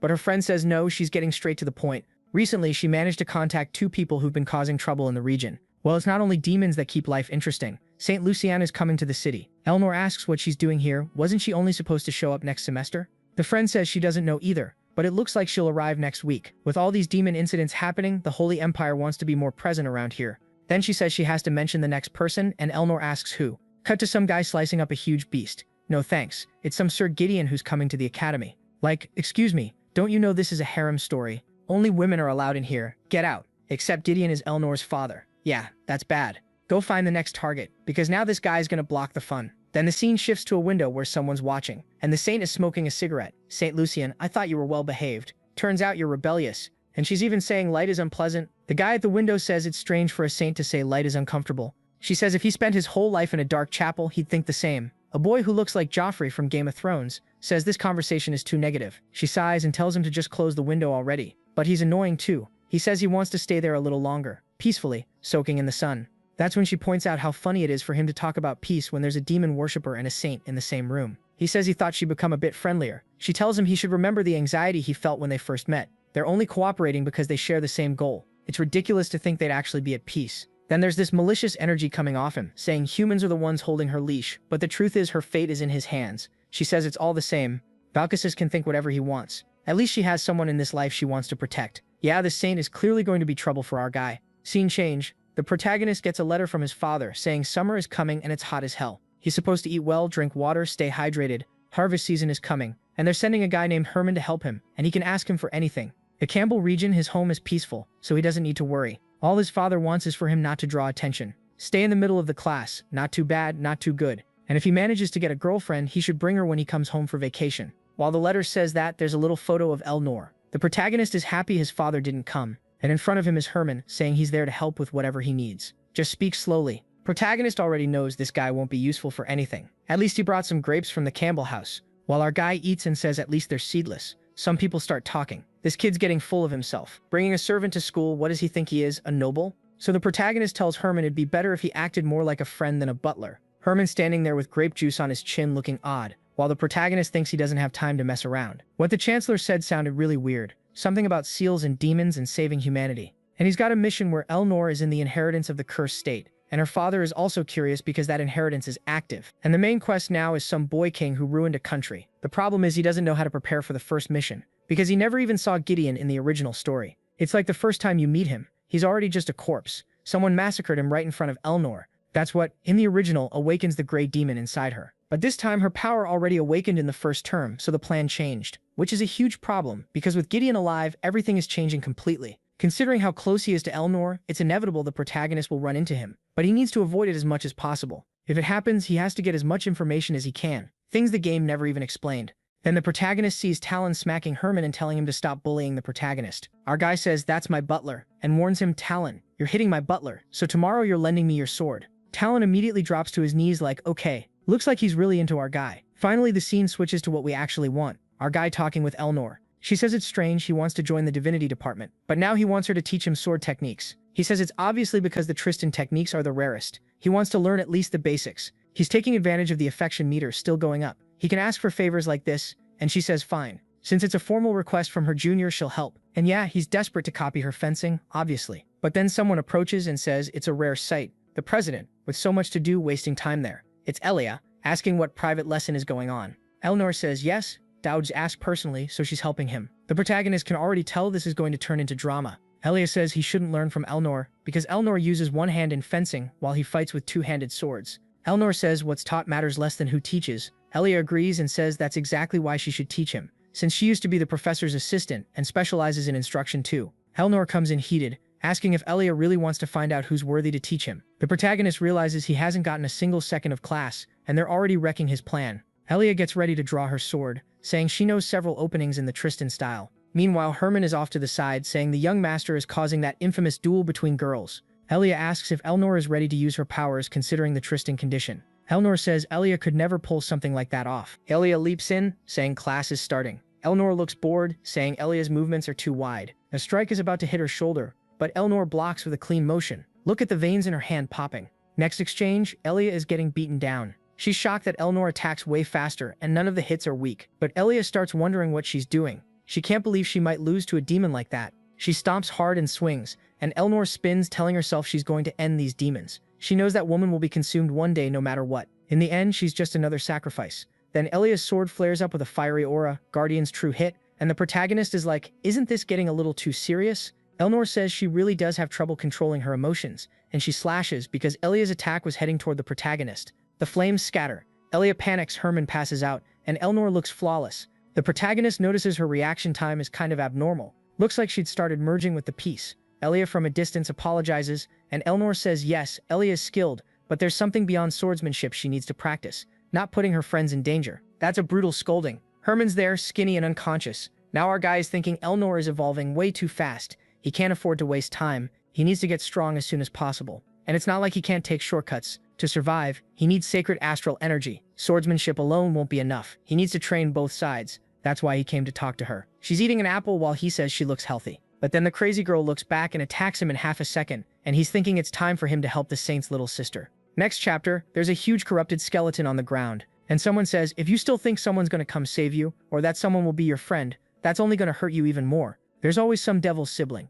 With these women, it's not daddy issues. What is it, brother issues? He says hope is the prelude to despair. She should accept that just like her sister did. A drop of blood hits her forehead, the demon starts taking over the body, and he says now she's become a cursed amulet, and she'll be alone forever, even when she dies, because that's how she'll protect everyone. Suddenly she opens her eyes, hearing a voice saying this is Yuria's duty. She finds herself in that abandoned cabin. And now we're back to the moment where she picks up a little apple to eat. When the main guy shows up asking how she's doing, saying she looks healthy, she turns around that same second and hurls her sword straight at him. Like, okay, she's not playing around. He jumps in to defend himself and she starts moving like crazy, throwing slashes in every direction. While she's thinking he should back off before she hurts him, another attack comes in. He blocks again, but he ends up falling backward as the blade stabs into the ground right in front of him. He goes, "Hey kid, you're in pretty good shape if you can swing that sword like that. I told you I'd come by sometimes and bring food. Don't you even remember me? I figured you must be lonely, so I came to visit." She's kind of dazed while he's talking, remembering her brother saying he hopes she learns quickly, that she's nothing but a cursed amulet,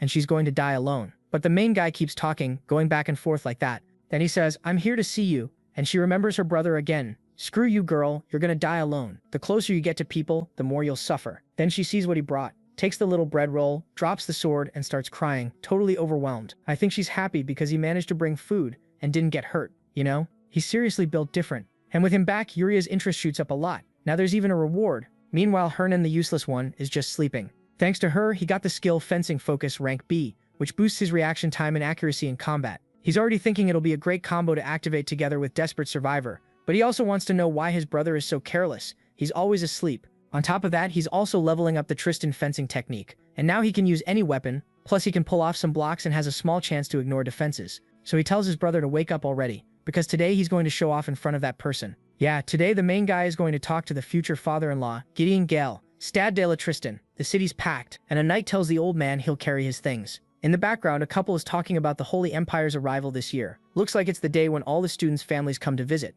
And from the stage, the announcer welcomes everyone to the best academy in the Empire. It's an honor to offer everyone the chance to watch a battle royale. Meanwhile, some nobles are freaked out asking what that person is doing there. Someone who never shows up unless there's a war. Gideon himself, why would he come to watch this? Some say it must be because of Elnor. His daughter is here. But others are sure that's not enough, considering who he is. And he's sitting there alone, and nobody goes near him while he's holding that sword. Except Conrad, who walks up like, "Hey Gideon, what are you doing here?" Gideon just replies, "Aren't you tired of teaching kids?" Conrad ignores that and asks, "And you? What brings you to a place like this all of a sudden? Did you finally reach the level of the first Archduke Tristan?" Gideon sighs and says he's just taking a break from training. He finally reached the part of training where he has to conquer mountains. Conrad goes, "What do you mean conquer a mountain?" And Gideon says he cut it in half. That's how the Tristans solve everything. Imagine if he finds out someone's trying to go after his daughter. And it's Dowd, too. Like sure, everyone watching this wanted an Elnor in their life, giving affection 24/7. The announcer says the battle royale is starting with the new students.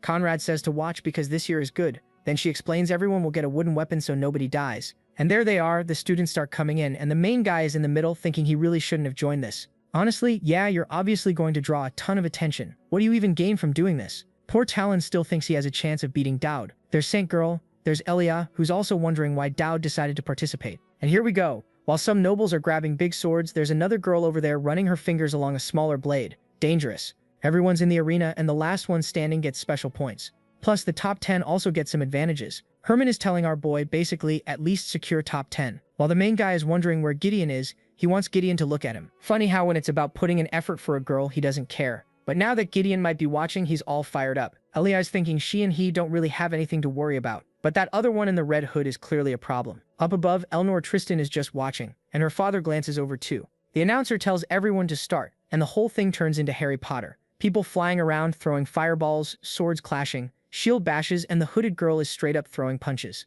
Yeah, I recognize that. Zoom in, editor. Look at her thigh with that tribal tattoo. We know that's another powerhouse showing up. Talon comes charging in, hitting the main guy, and the main guy asks why he's trying to pick a fight with him. He just defends. Using the Tristan-style block, huh? Did Gideon notice? The kid's there, but he's not drawing that much attention. Then Gideon suddenly locks eyes with him, and the dangerous situation triggers. Because the muscular, thick-thighed girl comes in with a kick. Not comes in, she lands it clean, shatters the wooden sword, and she's staring and smiling, asking what he thinks he's doing. Like, come at me. Our boy crashes into Valian, totally wrecked. What kind of angle is that? What kind of POV is that? He recognizes her, the daughter of the Tribal War Association, a character who was only supposed to show up in Chapter 5. Everyone's shocked. Elnor watching, Elia confused. She throws her cloak back and says if he won't come to her, she'll handle it herself. With story cliches, she's definitely the brute-type girl who charges in no matter what. And the main guy knows that in the story she's a sadist who loves beating people up. The problem is, since she was supposed to appear in Chapter 5, he thinks not even EX-level survival is going to guarantee him a win.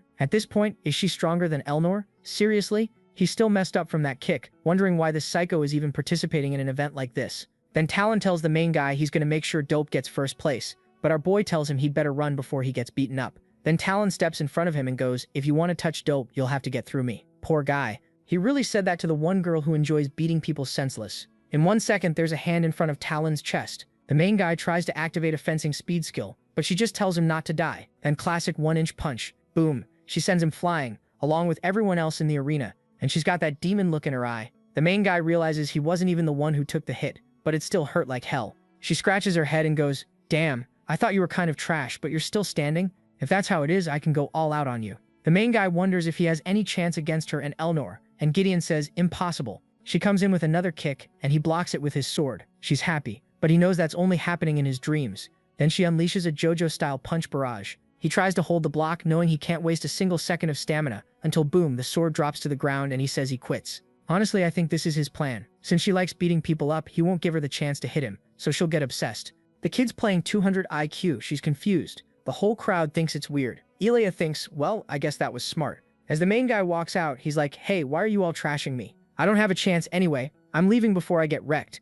The announcer says it ended in a kind of anticlimactic way. And now Lulu is yelling, saying if that bastard has a problem, she hadn't even started yet. And of course, the charm effect triggers, hinting at a future explosive relationship. The main guy laughs, thinking it really was the best choice. Then suddenly a sack gets thrown over his head. With that red collar, it's obvious who it is. When he pulls the sack off and opens his eyes, he's in a room with Gideon, who asks if he learned fencing from her. He doesn't even say her name, just to make it extra obvious. The main guy thinks that considering his plan, this isn't a bad outcome. He says no, and Gideon asks where he learned the Tristan fencing techniques. Like, did the kid really think Gideon wouldn't recognize that kind of defense? So answer me, where did you learn it? The main guy thinks Gideon can't see, he's nervous. Standing in front of him is the reincarnation of the blade. The moment he shows weakness, everything's over. So he says he learned it from someone Gideon also knows. The Blade Emperor always likes showing up at unexpected moments, even in some random rural place. Gideon goes, "My master taught you?" That's an interesting lie. Keep talking. The main guy thinks the best way to hide a tree is to plant a forest. So he says yes. He was taught personally by Gideon's master, who asked him for a favor, and he thinks the smallest lie is the best way to hide a bigger lie. Gideon tells him to say what the favor is, and the main guy says his mission is to teach Gideon the way of the sword. Gideon turns and asks if his master really asked for something like that. The main guy goes, yeah, trust me." Gideon says he'll have to take responsibility for those words, and our boy acts confident. What he doesn't fully get is what taking responsibility is going to look like. All he wants is to use the info he has from the original story. The problem is, Gideon is someone people only talk about in rumors, and the main guy can't even estimate how strong he really is. And now he knows Gideon is testing him, which makes sense, because to Gideon he probably looks insane. Still, he hates this kind of silence. Then Gideon suddenly extends a finger and points at him, and asks if he's not going to block. Doubt doesn't really get it, and Gideon says that right now he'd already be dead. And then the cup Gideon was holding plus the whole table gets destroyed. The main guy recognizes the technique as the Formless Blade, a skill that cuts things without you even being able to see a sword. And the problem is, that's the final version of the last skill in the knight's talent tree, and Gideon used it like it was nothing. Something else falls to the floor, and Gideon says he died again. If he can't even react to that, what is Gideon supposed to learn from him? The main guy knows an Imperial Knight with that kind of swordsmanship could kill a dragon.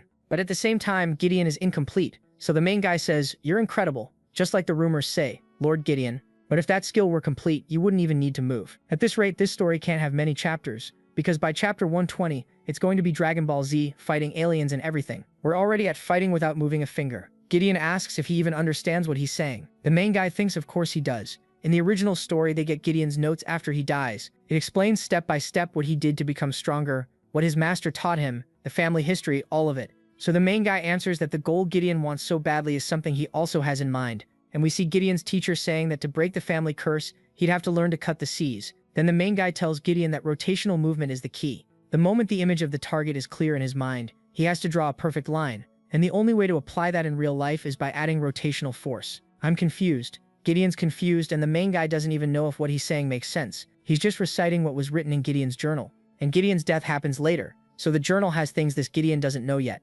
Gideon starts imagining a bunch of lines going back and forth, and he looks shaken. Then suddenly it's like the whole place is getting sliced apart, light flashing everywhere, glittering. Okay, wait, what? He imagined everything getting destroyed, and now he wants to know who the main guy really is, like he's trying to seduce him. "I'm just a kid who wants to make you stronger. Lord Gideon, you don't want to be seducing women like that, do you, kid?" The protagonist's plan is simple. Gideon can't die, and Elnor can't be corrupted. And now he finally got what he wanted, the seal of immunity. No matter what kind of trouble he causes, he can pull this thing out and get himself out of it. Basically, it also gives him one chance to have Gideon show up and defend him. And that guy is the Empire's current executioner. If nobody in the country can deal with a certain person, he's the one they call to take anyone out from the shadows. On top of that, the number of people affected by the charm went up, which improved the gifts he received. Now even his talent for being loved by villainesses has leveled up too, so he's getting even more rewards. And thanks to what he got from Gideon, he gained the guidance ability. So if a villain unlocks a new ability, he also gets that same ability. You can use the added abilities temporarily, okay? It's not permanent,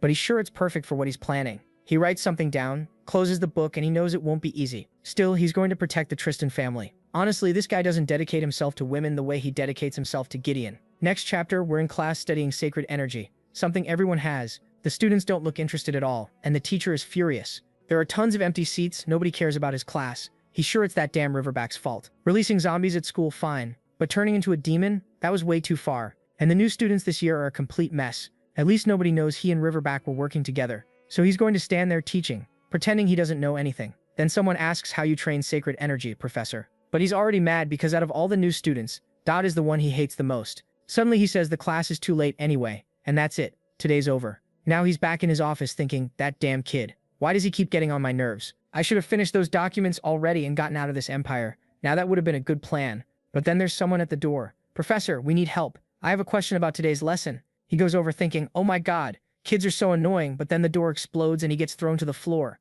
He turns around like, who's insane enough to kick a teacher's door in? That was a brutal kick. And yep, it's her, ready to stomp him with high heels. Next scene, he's tied up with a pounding headache, and he sees Dowd there and asks if he's lost his mind.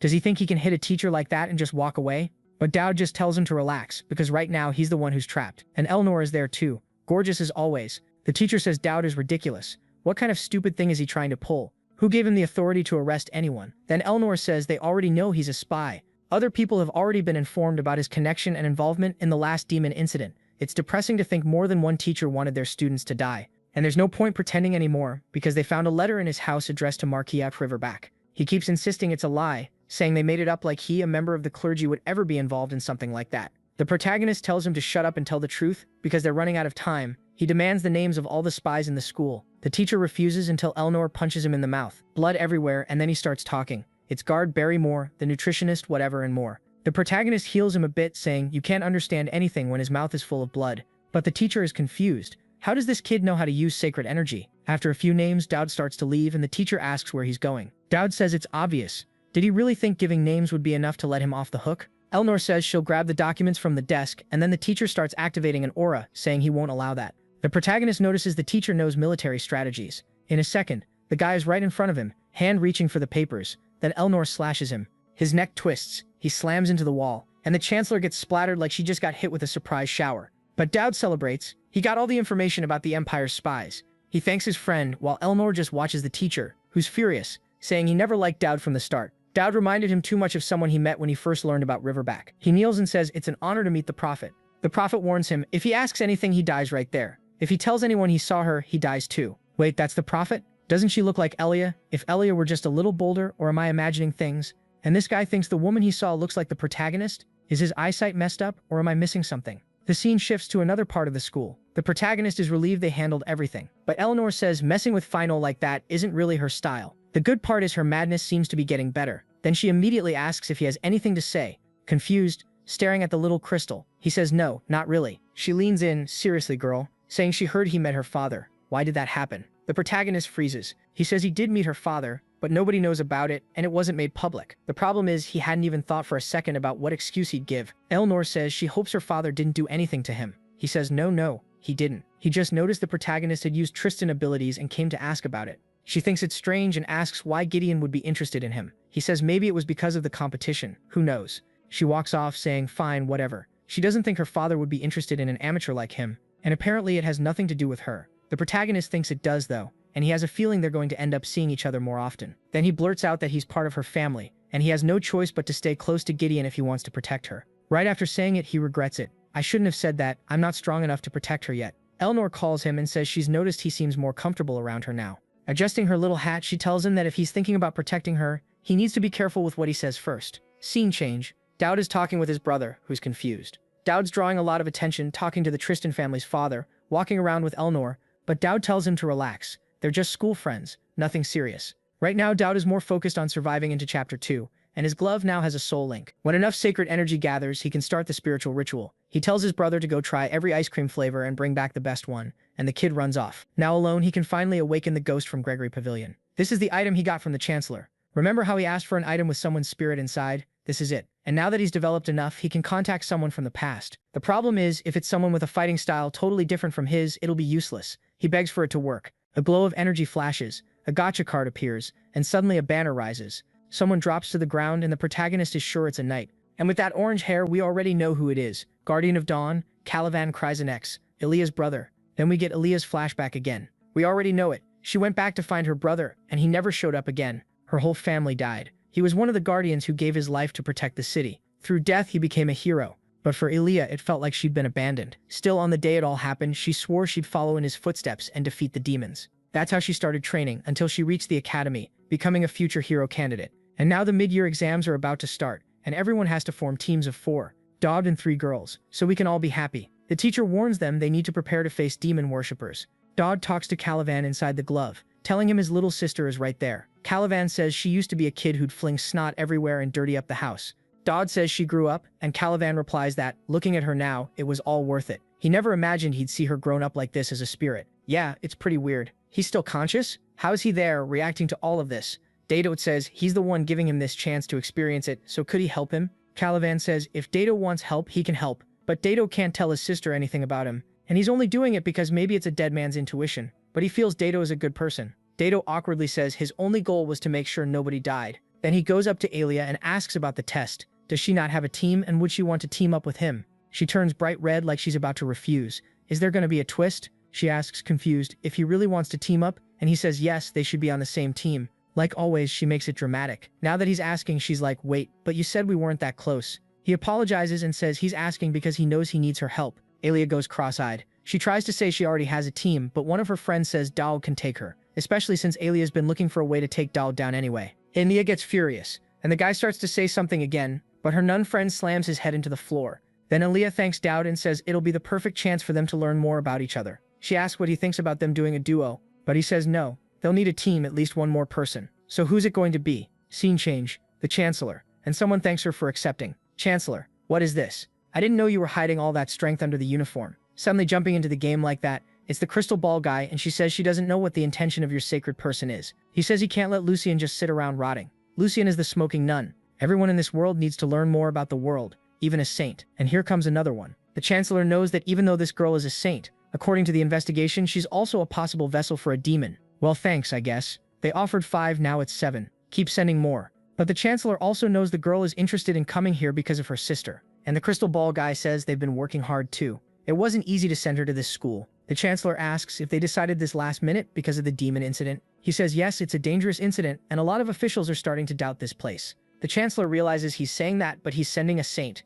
Maybe she's meant to be a spy, but that girl is also a demon vessel, so she's going to walk into the trap on purpose. He keeps trying to sell it, saying it's great for a saint to go somewhere darkness and evil exist. Her mission at Elephant Academy will be to eliminate all wickedness, and he expects that as soon as she arrives, she'll join the mid-year exams. And there she is, collapsed on the floor like an idiot, while he says they'll handle the rest of the details later. All he wants is for the Chancellor to know the saint is there to destroy evil. But the Chancellor asks if this is the Sacred Emperor's way of humiliating the school and saying they're not capable. And he'd better remember Lucien isn't a saint yet. He laughs and starts to disappear, saying that even so he believes she'll be a huge help. The Chancellor rubs her forehead and thinks that bastard is a sneaky snake. She didn't expect this saint to show up there so easily. It's good that she has one more demon vessel, but the bad part is the girl is being used as an empire pawn, and then she remembers she told Dowd to seduce them. Miss Atalante's hypocrisy, right? Still, she's going to have to use the boy for her own personal goals. That's always how she's gotten what she needs. Scene change. The girl's sprawled out there washing her clothes, wondering why it's taking so long. She's thinking about the boy who shows up every day at the same time.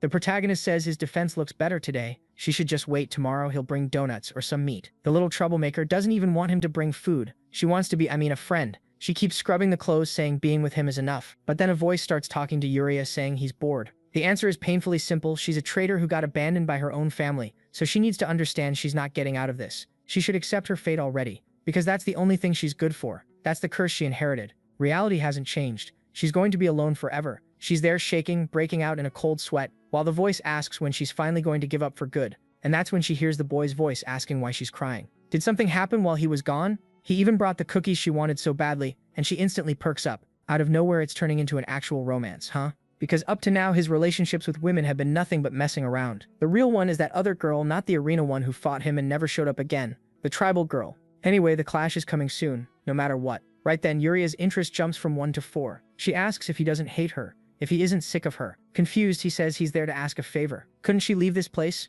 At that exact moment, crying, she says yes, while her sword shoots toward him on its own. The idiot shredded all the cookies. The protagonist trying to process what just happened while she apologizes, saying he must hate her. At the same time, she wants to get closer to him and he says he's not doing that great either, and needs to get moving fast. Then the scene cuts to the start of the mid-year exams at Olfantia Academy. Aaliyah says she wants to know what happened to Dow Dude. She has a ton of questions, but he wearing that little mask says they'll talk later. She says no. They need answers now because why is he bringing a girl around in chains and a collar? He says he can explain. It's not nothing. Weird. Yuria's thinking it was her idea because it makes things more comfortable. Elia's convinced Dowd found the weirdest freak in the whole academy. Honestly, it's a level of perversion nobody's ever seen. Then Calivan's little spirit shows up and tells the protagonist he'd better explain this properly because his sister is going to get the wrong idea. The protagonist decides to explain nothing and just says she's staying by my side, don't come close. She's part of my strategic plan. Elia says he'd better not be planning to put a collar like that on her neck too. But the boy says it's fine, calls for Yuria, and now we're in the forest watching a bunny hopping around. Looks like what's left of Calivan's group and everyone's exhausted. One guy up in a tree says that Tribal Association girl was too much even for them. The blonde agrees. If it weren't for all the barriers they put up, they'd all be dead. Then his friend says they should start hunting losers like Dowd, because those are easy points. The blonde says he's not interested. His friend's like, what? Didn't you hate Dowd? He says he did, but things changed. Let's just say he's got a broader perspective on the world now. Cut to the tribal girl again. She's amazing. Look how she wrecked that guy, calling everyone weak, showing off that little thigh tattoo. She wonders why everyone's so useless, then stomps on the guy on the ground saying only filthy trash deserves to die. And then a flash of light, Elnor shows up and blocks. The two stare each other down and the crazy one looks excited. Sparkly light, black energy, the whole ground getting torn up. Elnor says Lilu Garuda is drawing way too much attention for an exiled student. Lilu just stares, thinking she finally found someone useful. Elnor points her sword and warns that as an officer of the delegation, she can't just stand there while she kills students, so she needs to stop. Lilu presses her forehead against the blade and asks why. What's Elnor going to do about it? Elnor tells her to calm down. If this were a real battlefield,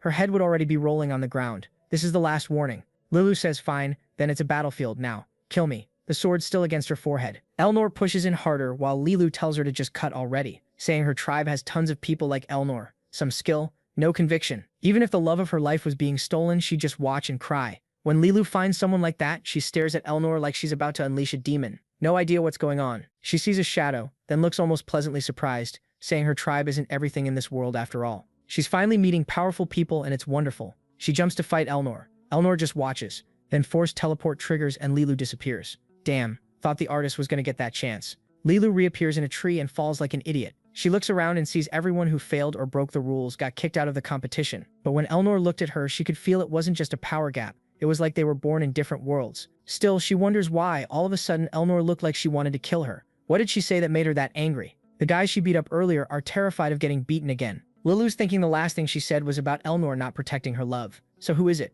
Yeah, I'm not even going to tell you. Then it pops up in the protagonist's system. Lilu Garuda is showing interest in you. Meanwhile, he's dragging Yuria through the arena, and she's probably the one wrecking everybody. Elzia is trying to make sense of it, while Yuria is smashing the poor kids. Elzia wants Dowd to explain this misunderstanding already. What's going on? He says he doesn't have time, he's busy controlling Yuria. He yanks her closer, and she says she likes being right next to him. Elzia just thinks these two are definitely weird. Then out of nowhere, a guy drops onto a golem and calls out to Elia, tongue hanging out saying he admires her martial skill and her radiant beauty. This guy's a total gigachad, showed up to fight her, beat her, and win her over. The protagonist asks if she really has that many fans. The guy's throwing hearts around, saying he won't let her get kidnapped by that pervert Dodd. Elzia is about to argue Dodd isn't a pervert, then realizes, yeah, he kind of is. So she lets it go. She says she'll take the guy head on. But the guy says he's not here to fight her. The protagonist notices he's using cleric department magic, so they're all nearby. He tries to talk to Calivan, telling him to wake up because he needs a small favor. Calivan says he's not doing it. Sounds dangerous. Yuria looks back and there's a whole bunch of students charging toward the protagonist. The protagonist and the desperate survivor activate rank A. He orders Calivan to show up, and Calivan says he's not appearing for this childish nonsense, for the love of God. The protagonist says his sister is fighting a golem, and Calivan should help her with something. Calivan appears like a little ghost, and gives the Mind Kingdom buff. Yahello looks incredible, says she hates her fans, and slices the guy's golem in half. Everyone's stunned, and the protagonist says there she solved the biggest problem. With the Mind Kingdom buff, he shares the Desperate Survivors bonus with his whole group. It's broken. If it's EX on one person, everyone becomes EX. He says there's only one issue. It uses holy energy, and since he doesn't have much, the buff ends fast. And unfortunately, there's another wave coming. But Kurapika's chain is about to sing, and they get shredded again. Aaliyah tells him to get ready, another wave is coming. Then she triggers a guarding explosion and a cyclone sweeps through, launching everyone into the air. The protagonist's impressed. It's almost impossible to believe he beat this girl back when he had rank F stats. Even Calivan's confused, asking since when his sister got this strong. Her magic, those lunatones caught the guys in a tornado and carried them away. So their group finally wins. His proficiency goes up. He used Yuria, but didn't heal her. So what now? Aaliyah calls him a weirdo, but thinks that on the other hand, it's always fun being on Dowd's team. And yeah, sometimes you forget, but that red-haired guy in the game's original story was part of the main player party. Aaliyah's old group are the real heavy hitters, the main cast. They're hunting items trying to reach the top of the test, but she's confused because second place isn't a group, it's one person. The blonde says that's impossible. How is someone leading solo? And look who shows up, another top-tier girl, Final Regifek. Ugly name for such a pretty face. The redhead asks how many points first place has. She says 120. He's like, what group is that? Cut to our boy and his collared girl arriving in front of a weird cave. In theory, if they take that area, nobody can pass them anymore. They go in and the protagonist knows whatever happens in there is always a random event. Elia says, even for a test, this is going too far. Yuria freaks out and asks what his sister is doing there. Main quest number 2. The Boy King. Stop the bearer of the curse of annulment and protect the targets. Lucien, the chain-smoking saint, and Yuria. Elia walks up asking if that girl is feeding this place with holy energy. Yuria stays scared and Elia says that by following the path of the Alphantes, she's going to save her. Then someone says they can't let her do that. A man in armor appears and says the saint is doing volunteer work. High Combat Priest Klein Garrison. Elia, confused, asks what he means by volunteer work. He says the saint is doing it by her own will, so they shouldn't interrupt, and he tells the saint to say the truth. She says yes, she's doing it because she wants to. Elia asks why she'd do something disgusting like that. Klein tells Elia to stay back and says she can't oppose the saint's will, because that's the same as opposing the Holy Empire. Elia says she's not opposing anything, she's saving someone who's suffering. Klein warns that at this rate she'll be stopped by force. Dode seems to recognize the saint, Lucien, one of the 3 people who uphold the Holy Empire's power and who, strangely, along with the Holy Emperor, has an absurd interest in demons. Saint Lucien is basically a puppet the Emperor uses to study those creatures. At this moment, the 2 sisters are being used to complete some kind of objective, and this setup was made on purpose to push Yuria to her limit. Looks like this is still part of the test, or they're pretending it is, because the protagonist says they're in first place and the saint deserves rest, so they already won. Klein says she's staying there until second and third place arrive too, and he's supposed to wait. The protagonist still trying to understand why Klein and Lucien showed up so early compared to the game. It's probably tied to Elnor evolving so fast. The problem is if Yuria goes berserk right now, everything gets worse. The Holy Empire will watch the Academy even more closely, assuming they haven't already figured out what's happening. Then the protagonist throws his glove and it smacks Klein in the chest. Klein looks confused. The protagonist talks trash and says he's challenging the idiot to a duel. He tells Aaliyah to move aside, and she's like, what are you thinking? Do you really think you can win a duel? Klein asks if he has any reason to accept. The protagonist ignores him and tells Aaliyah to grab the saint and take her to the infirmary while he handles this guy. Klein asks if he understands what kind of conflict he'll cause by doing that. What's the boy's title exactly? The protagonist says he's the Baron's son from some little farming town. Klein replies that a knight of his class can't be fighting someone like that. So Duod asks why he pulled his sword. What, you panicking? The guy draws his blade and says fine, then he'll have to deal with an undisciplined student. In the blink of an eye, he's face to face with Duod, and Duod goes for a quick draw and fires off a slash right at him. Perfect counter. Klein gets thrown back, the girls are confused, and the guy demands to know who Duod really is. Duod just says they'll settle it later, in an official duel, then he'll find out exactly who he is. Klein says fine. Looks like our boy actually managed to get an official duel, because now Atalante's saying he did something insane. Standing up against the Emperor's will is the same as standing against the entire Empire. How did he even ask for a duel in a situation like that? Dowd says she's the one who told him to seduce them all. And hey, while they're at it, why not seduce the Chancellor too? Since they're already here, why let her slip away? Atalante wants to know why he's doing this now. He tells her to relax. He took Lucien somewhere far away and safe. Besides, there's no way he can grab these women's attention with mediocre results. Politics doesn't matter when the goal is saving the world from demons, so the Emperor doesn't matter either. Atalante tells him not to forget he already has something going on with Elnor and Elia, and things could get messy. He tells her not to worry. Those two seem calm for now. The protagonist remembers his dad told him not to get involved in trouble, but he already got mixed up with the Angel, with Gideon, and now he's going against the Empire. Atalante says the Emperor himself is probably going to come watch. She doesn't know what he's planning, but he better remember how dangerous that person is. What won't this kid do for 2 sisters? No, wait. Nope. I'd get arrested for saying that. What won't he do for 2 adult sisters? There. Speaking of them, there's the little addict sister like always, smoking her cigarettes, lighting them and putting them out. And Yuria walks up, surprised. Lucian calls out to her. Yuri is about to say something, but the sister stands up and tells her to stay right there. The curse was about to strike, but she walks straight ahead, blade drawn, going in. Then Lucian seems to grab the chain too, warning her she needs to remember they're twins. And who's dyeing their hair here? Tell me. Scene changes and it's the day of the duel. It's an informal duel, so killing is forbidden. The first person to take serious damage declares the other the winner, or it ends when someone gives up. The protagonist knows he needs Lucian on his side, because she's the one who helps delay Yuri's awakening. And to keep this blonde girl with him, he has to win this duel, especially since Lucian is the eye of the Holy Empire. He needs to stop her from gathering too much information. He thought the Emperor would show up in person, but he only sent some 3D projection. Grown-up Adelante is thinking even the Emperor doesn't want to lose this fight. Suddenly Klein draws his sword and says it's too late to beg for forgiveness now.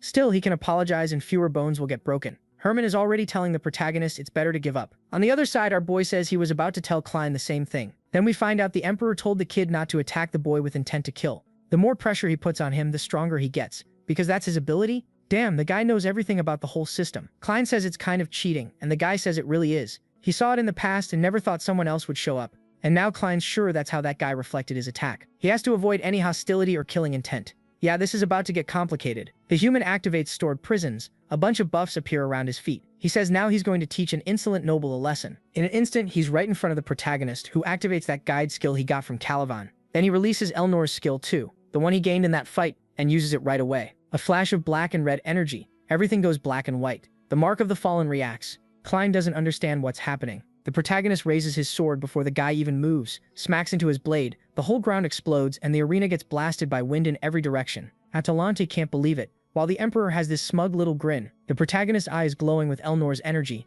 and Klein is still lost. The pressure is forcing the other guy's sword down to the ground. The system says demonic energy is concentrating in the Mark of the Fallen. Oh, that mark she put on his chest, right? Everyone's stunned. The sky looks like it's cracking. What is that? A huge Elnor appears. Now even the protagonist is confused, and he realizes time stopped the moment she manifested. Klein wonders what kind of evil pressure this is. Elnor asks something about him fighting again. She tells him not to get beaten up and not to hurt her feelings. Then she touches the sword and tells him to give it everything. Something like that. Klein and apparently nobody else can't see any of this, so he keeps attacking, thinking he felt something for a second. And how did this kid block his attack? Then the protagonist drops the sword and says the one thing he can't do is kill this guy, and he just punches him straight in the face. The kid looks completely dark and intense. It's basically a sure you can. Klein gets launched into the sky. While he's suffering, the Emperor is laughing at him. Then he says that while he wasn't paying attention, the education standards in Euphante rose unexpectedly. Energy surrounds Klein, and the protagonist wonders if that means he won. Someone tells the student yes, so he tells those bastards to stop messing with the saint.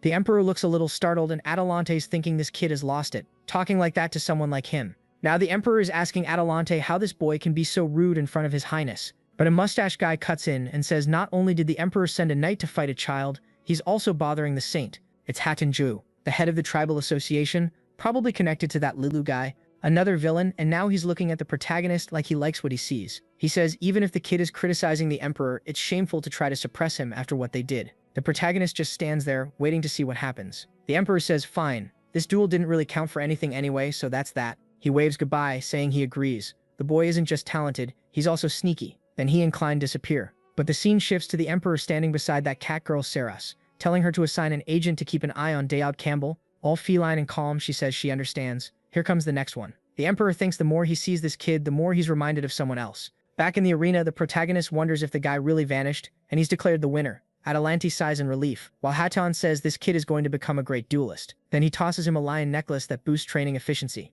The protagonist catches it, confused, and Hatan tells him to visit the War Foundry anytime he'll take care of him. Like, what? He's eager to learn more about that strange power. The protagonist doesn't get why he received an item that was only supposed to be handed out in Chapter 3 of the story. Still, at least he caught the attention of the most powerful and most unhinged guy in the tribal association. Cut to Atalante, who finally lets her own potential slip for a second, asking how he used the vessel's power this time. He says it was luck, but she says even if he doesn't want to tell her. The Emperor noticed more and more people are going to come closer, so he'd better get ready. He just says it's fine, that's what he wanted anyway. Night falls, day comes, and someone completed a main quest, Echo of Sanctification and Seed of Evil +1. The protagonist says he has 4 seeds, and there are certain abilities you can only get with rare ingredients like that, like an item called the Eye of Inspection, which can check someone's stats once a day. Since it never fails, he's sure he'll know exactly who to challenge. He decides to test it, but looks at Trisha and says he doesn't even want to know her stats, whatever. He doesn't care about Percy either, but then he spots someone running around fast, and that's the perfect candidate. The rest of the students are exhausted,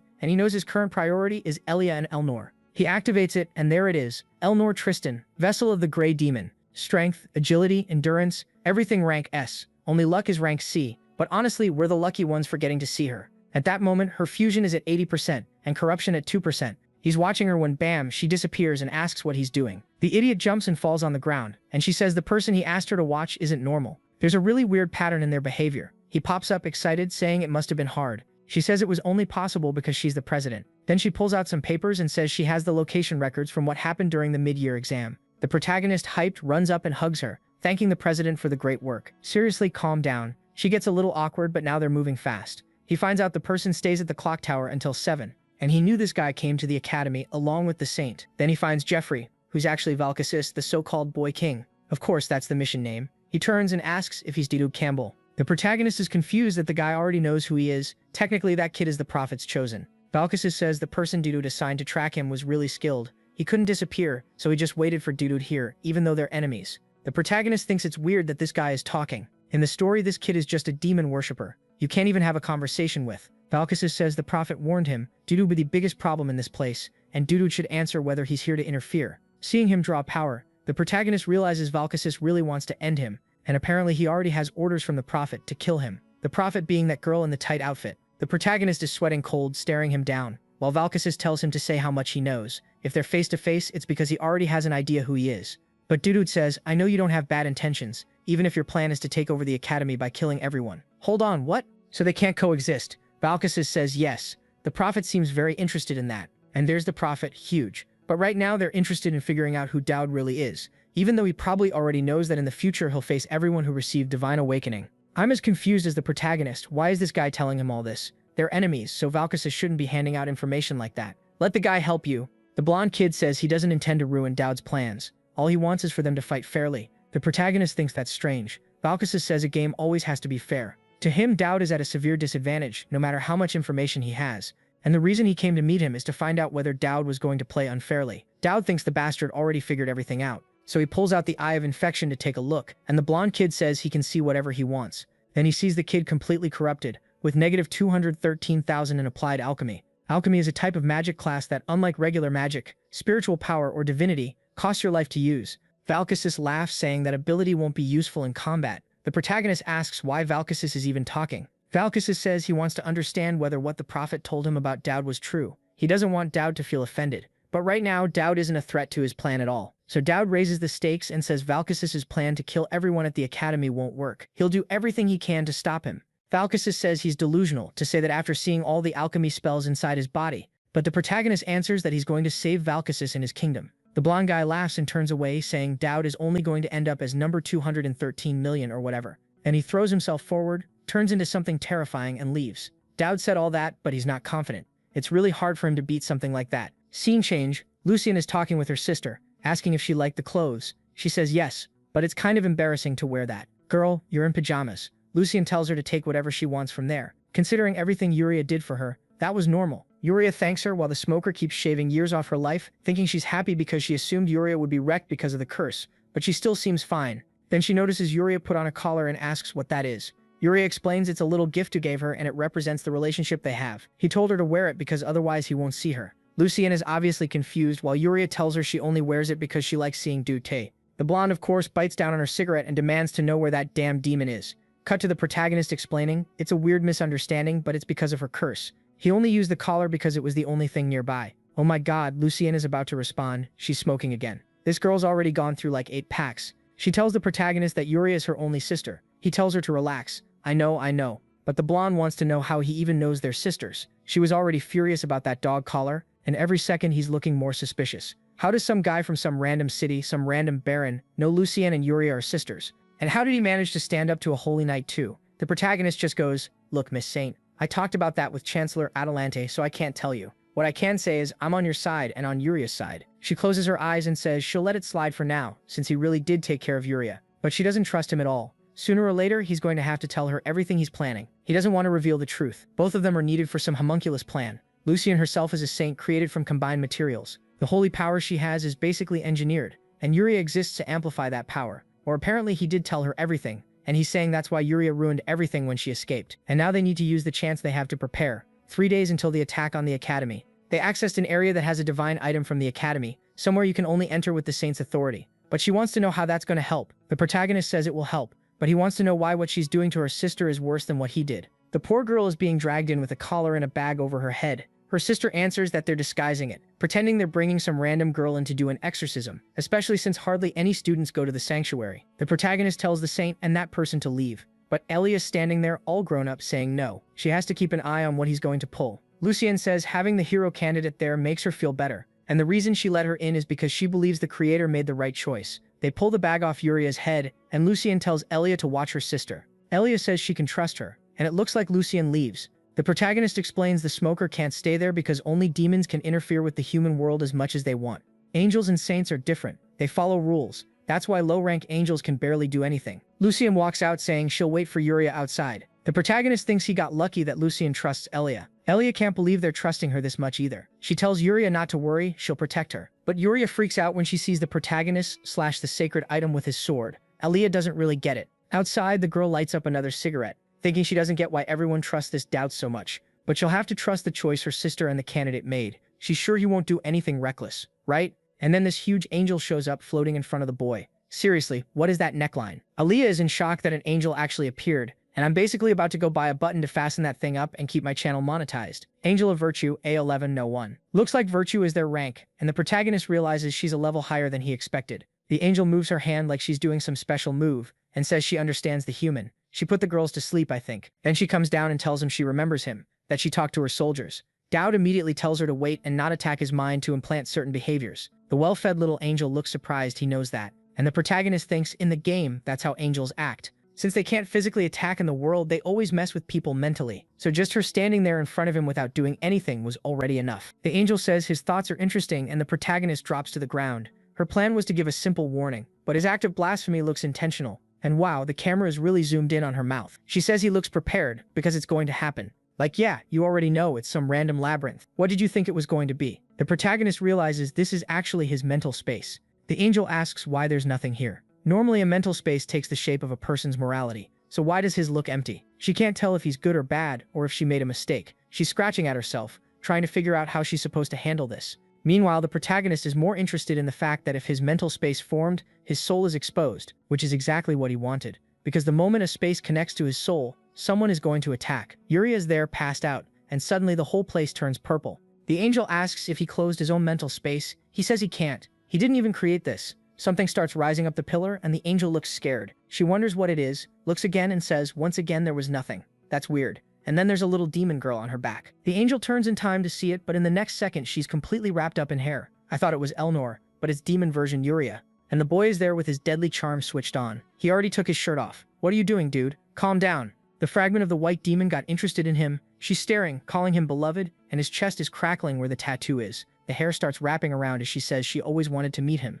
The angel doesn't understand, while the system says the authority of temptation and the charm skill are clashing. And oh my god, watch out. The demon is coming in like she's about to claim him. That tongue is huge, be careful. She asks if he missed her, and the guy, yeah, he's fully reacting. The protagonist knows that if he gives in to the temptations, he becomes her slave. Like, what do you mean I have to become a slave? But the angel yanks the hair and says that's enough. She starts pulling the demon girl away, telling the boy to stay still and be careful. The protagonist is impressed the angel is actually managing to pull her. Then Yuri attacks her. She lands a brutal punch right in the face. The angel hits back too. It looks even, but the angel gets thrown across the room and explodes into the wall. When she starts opening her eyes, Yuri is already coming in to hit her again. Boom. And the protagonist is just there, knocked out. He gets up and tells the white demon to stop, saying if she hurts the angel, he'll never forgive her. In theory, she's here for him, so she needs to let that girl go. The angel is getting beaten and telling the demon to stop. Yeah, she's not listening. So the protagonist warns the demon they'll see each other later. But if she doesn't stop right now, he'll throw himself in. Because if he dies in mental space, that's it. She asks if he's threatening her. He says yes. She says she wants him to do that more often. Then she accepts it and says goodbye, warning she'll come back to take his soul. She disappears and the protagonist says it was perfect.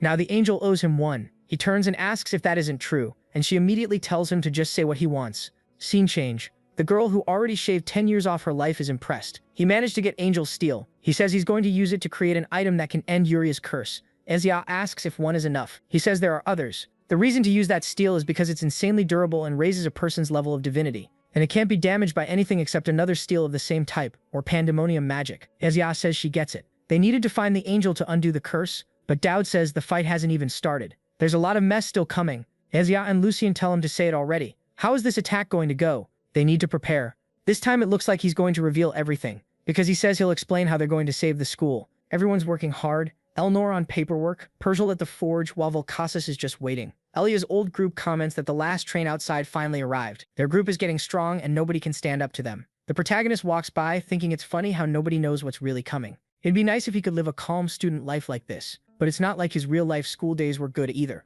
Then out of nowhere, the prophet shows up to talk to him. My latex girl, she says she's what he should call the butterfly effect. He doesn't get it, and she says everything he's been doing put her right in front of him. He wants to ask something, but in a second she's behind him saying it's weird how he seems to have everything under control. She thought he'd be strangely skilled, but he's extremely normal. How is someone like him lasting as long as the demons? The protagonist has no idea who she is or who she was in the original story. He asks who she is and she says she's his #1 fan. What? She's basically like, what the hell? She throws herself at him saying she's sure she's better than all those demon girls. And he's just confused. What happened? Why is this girl here? Where did she come from? Then she pulls out a paper, no idea, and says she found the key and he really is careless. The protagonist doesn't understand why is he in a situation that feels dangerous, but the system isn't notifying him. And now this girl is sitting in the back saying those girls are getting way too close and she wants to kill them all because none of them know who he really is. She's the only one who understands him, the only one in this world who can look him in the eye. Not even another villain or the demons can do that. I'm trying to figure it out with you. She says she knows he's been preparing for the fight against Volcasis.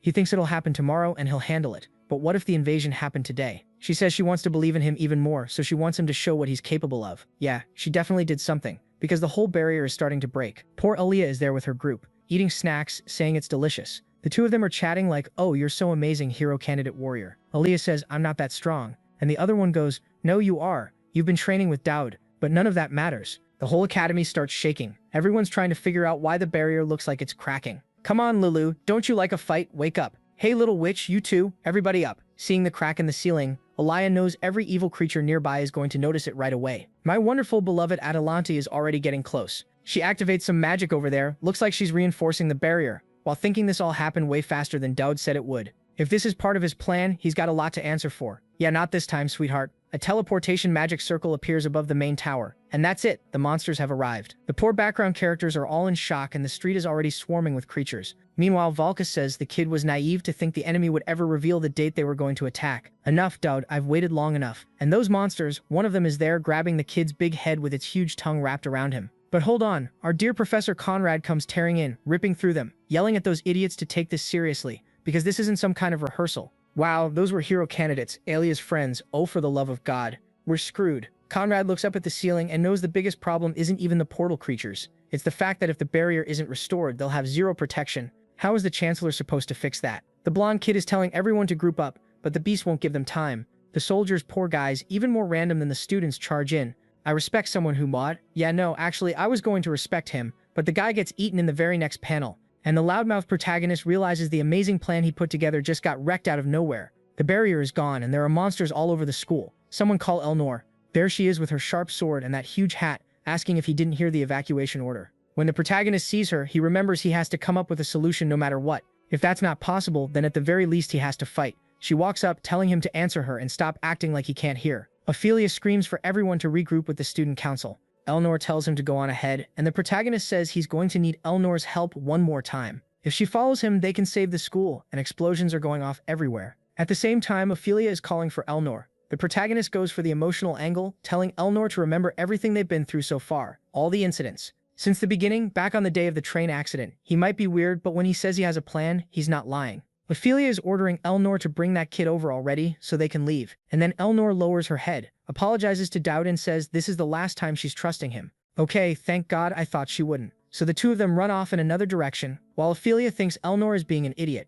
Elnor tells the protagonist to spit it out. How are they going to fix this? He says he knows someone who's here. He runs up to some hooded people and asks for help, and they say they can't do anything. But the kid says he knows they were sent by the Emperor after what happened in the duel. They're here to observe, and they're exorcists. The hooded ones keep denying it, and the protagonist tells them to stop pretending. He knows their only purpose here is to keep an eye on him. The white-haired girl answers that it's true, so what? It's enough that he's alive. The protagonist realizes those bastards don't even care if the academy gets destroyed. Because of those two, he won't die, but then he'll lose the contest against Valkasis. Meanwhile, they're passing information to Ceres, a cute girl, telling her they found the item she's looking for. The protagonist doesn't feel like dying, so he just yells and tells the damn woman to help him. He shouts the name Saras Dreamore, saying he knows she can hear him. The white-haired girl looks confused, but then the charm activates, and Saras, the master of assassins, shows some interest. Saras tells this Vizsla to help the boy. A little abdomen-looking thing shows up and she says she understands. While they're in the middle of this drama, Feinrich is appearing all over the school, except they're heading toward the little trio of assassins. Saras says the boy will have to explain later how he found out about her and take responsibility for what he said. What did he say? He just said your name, relax. Her trained assassin starts helping, slicing the beasts apart everywhere. What is that flexibility? Calm down. Elnor looks impressed by the power, while the protagonist says they don't have time, they need to go to the clock tower now. The enemy they have to defeat is up at the top. Elnor wants to know how he has that information, and he better not make up excuses because she's already noticed that ever since they met he's never said a single sincere word, always hiding everything and talking in circles. But she thinks he has a reason for acting like that, and that's the only reason she trusts him. So this time he doesn't even need an excuse, they'll just focus on what needs to be done. The protagonist is about to thank her, but he gets covered by a shadow, and here comes the problem. A creature from the game known as the Terror of Flesh, an immortal monster with infinite regeneration. The only way to clear this part is to lure it to another area. The protagonist tells Elnor to distract it, but she's over there daydreaming, saying she's going to split it in half. The kid tries to warn her, don't do that, but she doesn't listen. Once she's mad, it's over. She starts thrusting like crazy. Tristan attacks sequence. The beast swings a huge slap at her. He tells her to counter. She draws her sword and uses Tristan's defense. But in the end, her blade breaks. She realizes not even the Tristan technique works against this monster. The protagonist doesn't have time to stay there. He needs to climb the tower now. But he can't just abandon Elnor. She starts trying to build up that aura, saying even if she dies, he has to save Alphonte. But Dowd is disappointed in her. Why is she shaken just because her sword broke? Elnor, the La Tristan of the story, isn't the kind of person who would show weakness like that. She's supposed to be the final boss of this game. Fair point. So the protagonist calls her over, shakes his hips, leans in close and says he has something to tell her. I don't know what he said, but boom, he said it and vanished. And then yeah, he must have said something wild, because she snaps out of nowhere and slashes the monster's abdomen, and the thing splits in half while transforming. From up above, Valkas watches everything, saying the kid really is interesting. The protagonist arrives. The blonde asks if the kid remembers the bet. The protagonist says of course he's there to beat him. Then the guy activates 16 demonic circles and says he hates demons and all their worshippers are disgusting. The protagonist goes to draw his sword and says he knows exactly why Valkas acts like this.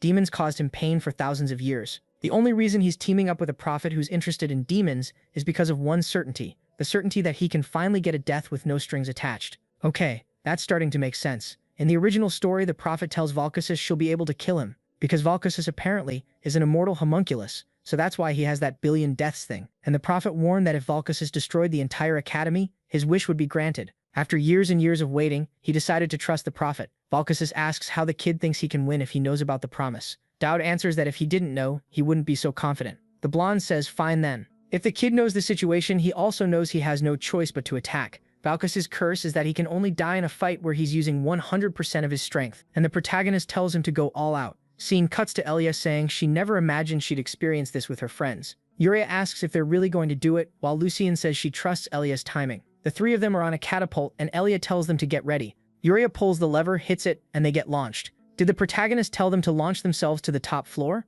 Back in the fight, Valkasis tells the protagonist to prove he's not just talk. Unfortunately, Dowd is confused, because right then his brain was freezing up. He remembered the attack patterns perfectly. Tentacle in zone 223, then a laser you have to duck. He knows phase 1 is easy. He wonders if he should use Tristan's defensive technique, but in the end he follows instinct and just dodges. It's like he's torn between using the power he has and trusting his gamer strategy. And Valkasis is saying it's funny. The kid said he came to fight, but he's just running. It's disappointing. The protagonist hides, not caring about being humiliated. He's here to survive. He's going to use every veteran trick he can. He's just an F-rank kid. There's no way to solve this head on. Then he sees something flying through the air. It's the Terror of Flesh, or really just its head. And he remembers that in the game when that happens, the monster's head explodes. Down below, Elnor is cutting through everything. Valkasis is attacking, and the blast goes off up top. Elnor keeps farming aura down there while the protagonist comes out of the explosion alive but wrecked. Valkasis tells the kid to show his will to fight. But then the monster is already face to face, saying the moment it shows that form, it's unstoppable. He didn't expect much from the kid, but he'll remember his courage. The finishing blow is coming straight at his face, but the protagonist gets shoved back by a sword with a chain. How did you get here, acrobat? Lucien's even got little angel wings. What is this, you show off? Yuria celebrates that the protagonist is okay, and Elia arrives saying he held out long enough. The protagonist is happy they came, even though the agreed date was tomorrow. Yuria shows that thanks to the crown they made with that angel material, her curse is under control. And not only that, now she starts transforming. She looks like a full-on knight. Valkasis says he understands the kid's plan now. They can finally begin. And Dowd sees the situation he needed is perfect. He starts running, saying, if they do exactly what he says, they'll win. Nobody leaves their position. One mistake and it's over for everyone. So listen carefully. Lucien gets emotional, saying it's the first time the sisters will fight side by side. And wow, that armor really makes you look taller. The protagonist starts calling it out. A laser is coming from the side. Lucien needs to prep Prayer 37 so Elia can push forward. The girls obey. Valkasis charges another attack and fires. Lucien says the kid gives way too many orders for someone who doesn't do much. The laser slams straight into her barrier. Yuria ducks and the protagonist warns that a tentacle attack is coming. Yuria has to duck first and then reflect. She charges, gets the block, holds it. He tells her to fall back and Elia to advance. He keeps barking commands. Now Lucien buff Elia so her strike hits harder. A laser is going to come right at your face, but don't be scared. Just keep going straight and it'll miss. And it works. Elia runs through the huge blast and slices it in half. The boss is completely confused, saying something's wrong. Why do they know every one of his attacks? How is it possible for someone to conduct a fight like this? The protagonist tells Yuria to keep the pressure. Elia starts conjuring an explosion of fire and throws a massive flame burst. As it hits, Valkasis says the kid really wasn't just talk, but it still won't be enough to kill him. The circle above the tower keeps expanding, shooting rays everywhere, while my girl Atalante is still trying to rebuild that barrier. Girl, you've been on that for 6 chapters. Back to the fight. Lucien keeps raising barriers, Yuria keeps pushing, and the protagonist keeps counting every pattern, until the boss says they're getting way too predictable. But when he goes to hit them, the protagonist calls it. She rolls and counterattacks. Elia swings and lands a clean hit right in the middle of his forehead. That same chain reaches back to Lucien, and she says this time Valkasis is going to regret it. She activates a trial of faith and a burst of light explodes at the top of the tower. It worked. Valkasis turns back into a little boy with the thing stabbed into his chest. He's screaming, purple and gold energy blasting everywhere, while Lucien asks how he's even surviving this. The blonde is furious, saying he can't die like this, he has to protect his kingdom. Golden energy starts gathering above him, and Elia realizes this is the only chance they're going to get. They've done enough damage to the heart, now they just have to cut off the head. The protagonist, though, tells her to wait. Damn, he tells her she's already done enough, that all of them need to get down there, and that he'll handle the rest. She says he's lost it. Can he see the guy is still standing? He answers that the situation is perfect, but now they have to go down, or everyone's going to be destroyed. He thanks them for what they did, but says this is his part of the plan now. Yuria sees her brother there, hesitates for a second, and then tells Saint Yuri that she was going to help the protagonist so he wouldn't die. But then she sees her brother and asks what this letting Dowd die thing is supposed to mean. The protagonist says she's not getting it, and he promises he'll come back with the win. His plan was never to die here. Iliar is frozen, totally freaking out, and Lucien goes, come on, sweetheart. This is taking way too long. Then she grabs her hand and jumps with her little sister. The protagonist, watching Valkasis fall apart, says the condition to lift this guy's curse is to win a fair duel. And in this situation, the only person who represents justice is him, Dowd Campbell, with all his rank F stats. Then he combines the soul link with the demonic essence, and he asks Calivan if it hurts when you die. Calivan asks if he's an idiot for thinking it wouldn't. The protagonist laughs and says he's never asking that bastard for advice again. With that, he activates the Stigmata skill. Out of nowhere, the whole place goes dark. Purple lightning starts striking the protagonist. He spits blood and sees the little boy at the back of the room. He crawls over there. The kid's blood is more purple than red. And after all that, he finds Valkasis sitting there, just watching the whole empire go up in flames. Everything is being destroyed, until he senses someone and looks back. It's the protagonist, and he tells the boy he needs to be careful, or he'll get stuck there with him inside those memories. The protagonist, though, tells Valkasis to cut it out with this winning one-by-one thing. He's gonna save the kingdom and save him too. The blonde kid laughs, saying the boy clearly knew the risks, but still went all the way. He truly won. I don't know what happened, but he held out his hand to the blonde kid and saved him, because the barrier started rebuilding itself. Atalante, who definitely talks a big game, couldn't do anything in the end. It was only the protagonist who fixed it. The portal disappears from the top of the tower in a flash. The main quest is completed. He gets 1,000 total points, and he also unlocks a special interaction with the Inquisition. When the protagonist starts opening his eyes, guess who's there? Full lips, sitting in his lap, asking if she came up there right after he beat the monsters. She says yes. He asks if she's mad, since he left her down there to talk to the weird kid. She answers that her anger is for a different reason. She ran into the hero candidate and the saint on the other side of the tower, and it looks like they all helped him beat Valkasis. That's weird because she's the one who should have been brought along for a decisive moment like that. The protagonist doesn't get it. Is this jealousy, or is her pride hurt? He gets up and says she shouldn't be jealous, and she tells him to drop dead, saying no way. The protagonist thinks everything worked out. Now Calivan's and Valkasis' souls can rest in peace. He tells Elnor to stop looking at him like that. What's with that mischievous little face? He says now they'll have to get ready because the rumors are probably going to spread everywhere. She says she's not that interested. She's more interested in that dinner he still owes her. Then the scene changes, and everyone's celebrating that they're finally going to have vacation from that damn school. And what's the smoker doing? Shaving years off her life, wondering how Dowd knew Valkasis' weaknesses. Yuria says he's always been a meticulous kid. The important thing is that in the end, everything worked out. Her sister says she can't relax that much. It's not like the Holy Emperor is going to give up on their plan since both of them are part of some homunculus deal. Yuria answers that now he'll have to hunt them down, and it won't be so easy anymore until someone comes up and tells her for the love of God to put out that little cigarette. Oh, it's the little witch Fainal, who only shows up now, huh? The scene switches to Elia's room. She's insecure, wondering if she really has what it takes to deserve the title of future warrior. Her friend says she was definitely a key piece in that last attack, but Elia feels like she's just blindly following in her brother's footsteps. Wow, walked by and gave those thighs a good squeeze, girl. Scene switches to the protagonist, talking with Adelanti, who says the boy is definitely going to be hunted by demon worshippers now. He says it's way too late for her to be saying that he's been in this for a long time already. Then she tells him to rest and remember he's still a student. Dowd stops to think that so far he's only cleared the second chapter, and he needs to figure out what's going on with that so-called prophet. There wasn't any female demon worshipper who played that role in the game. Then Adelanti tells him to go along with it. He's standing there not understanding anything. Go along with it? What are you talking about? She says the boy is supposed to go with Elia to visit his family. Damn, go with Elia and with Elnor? Girl, can you just do that? Just send women wherever you want? Oh right.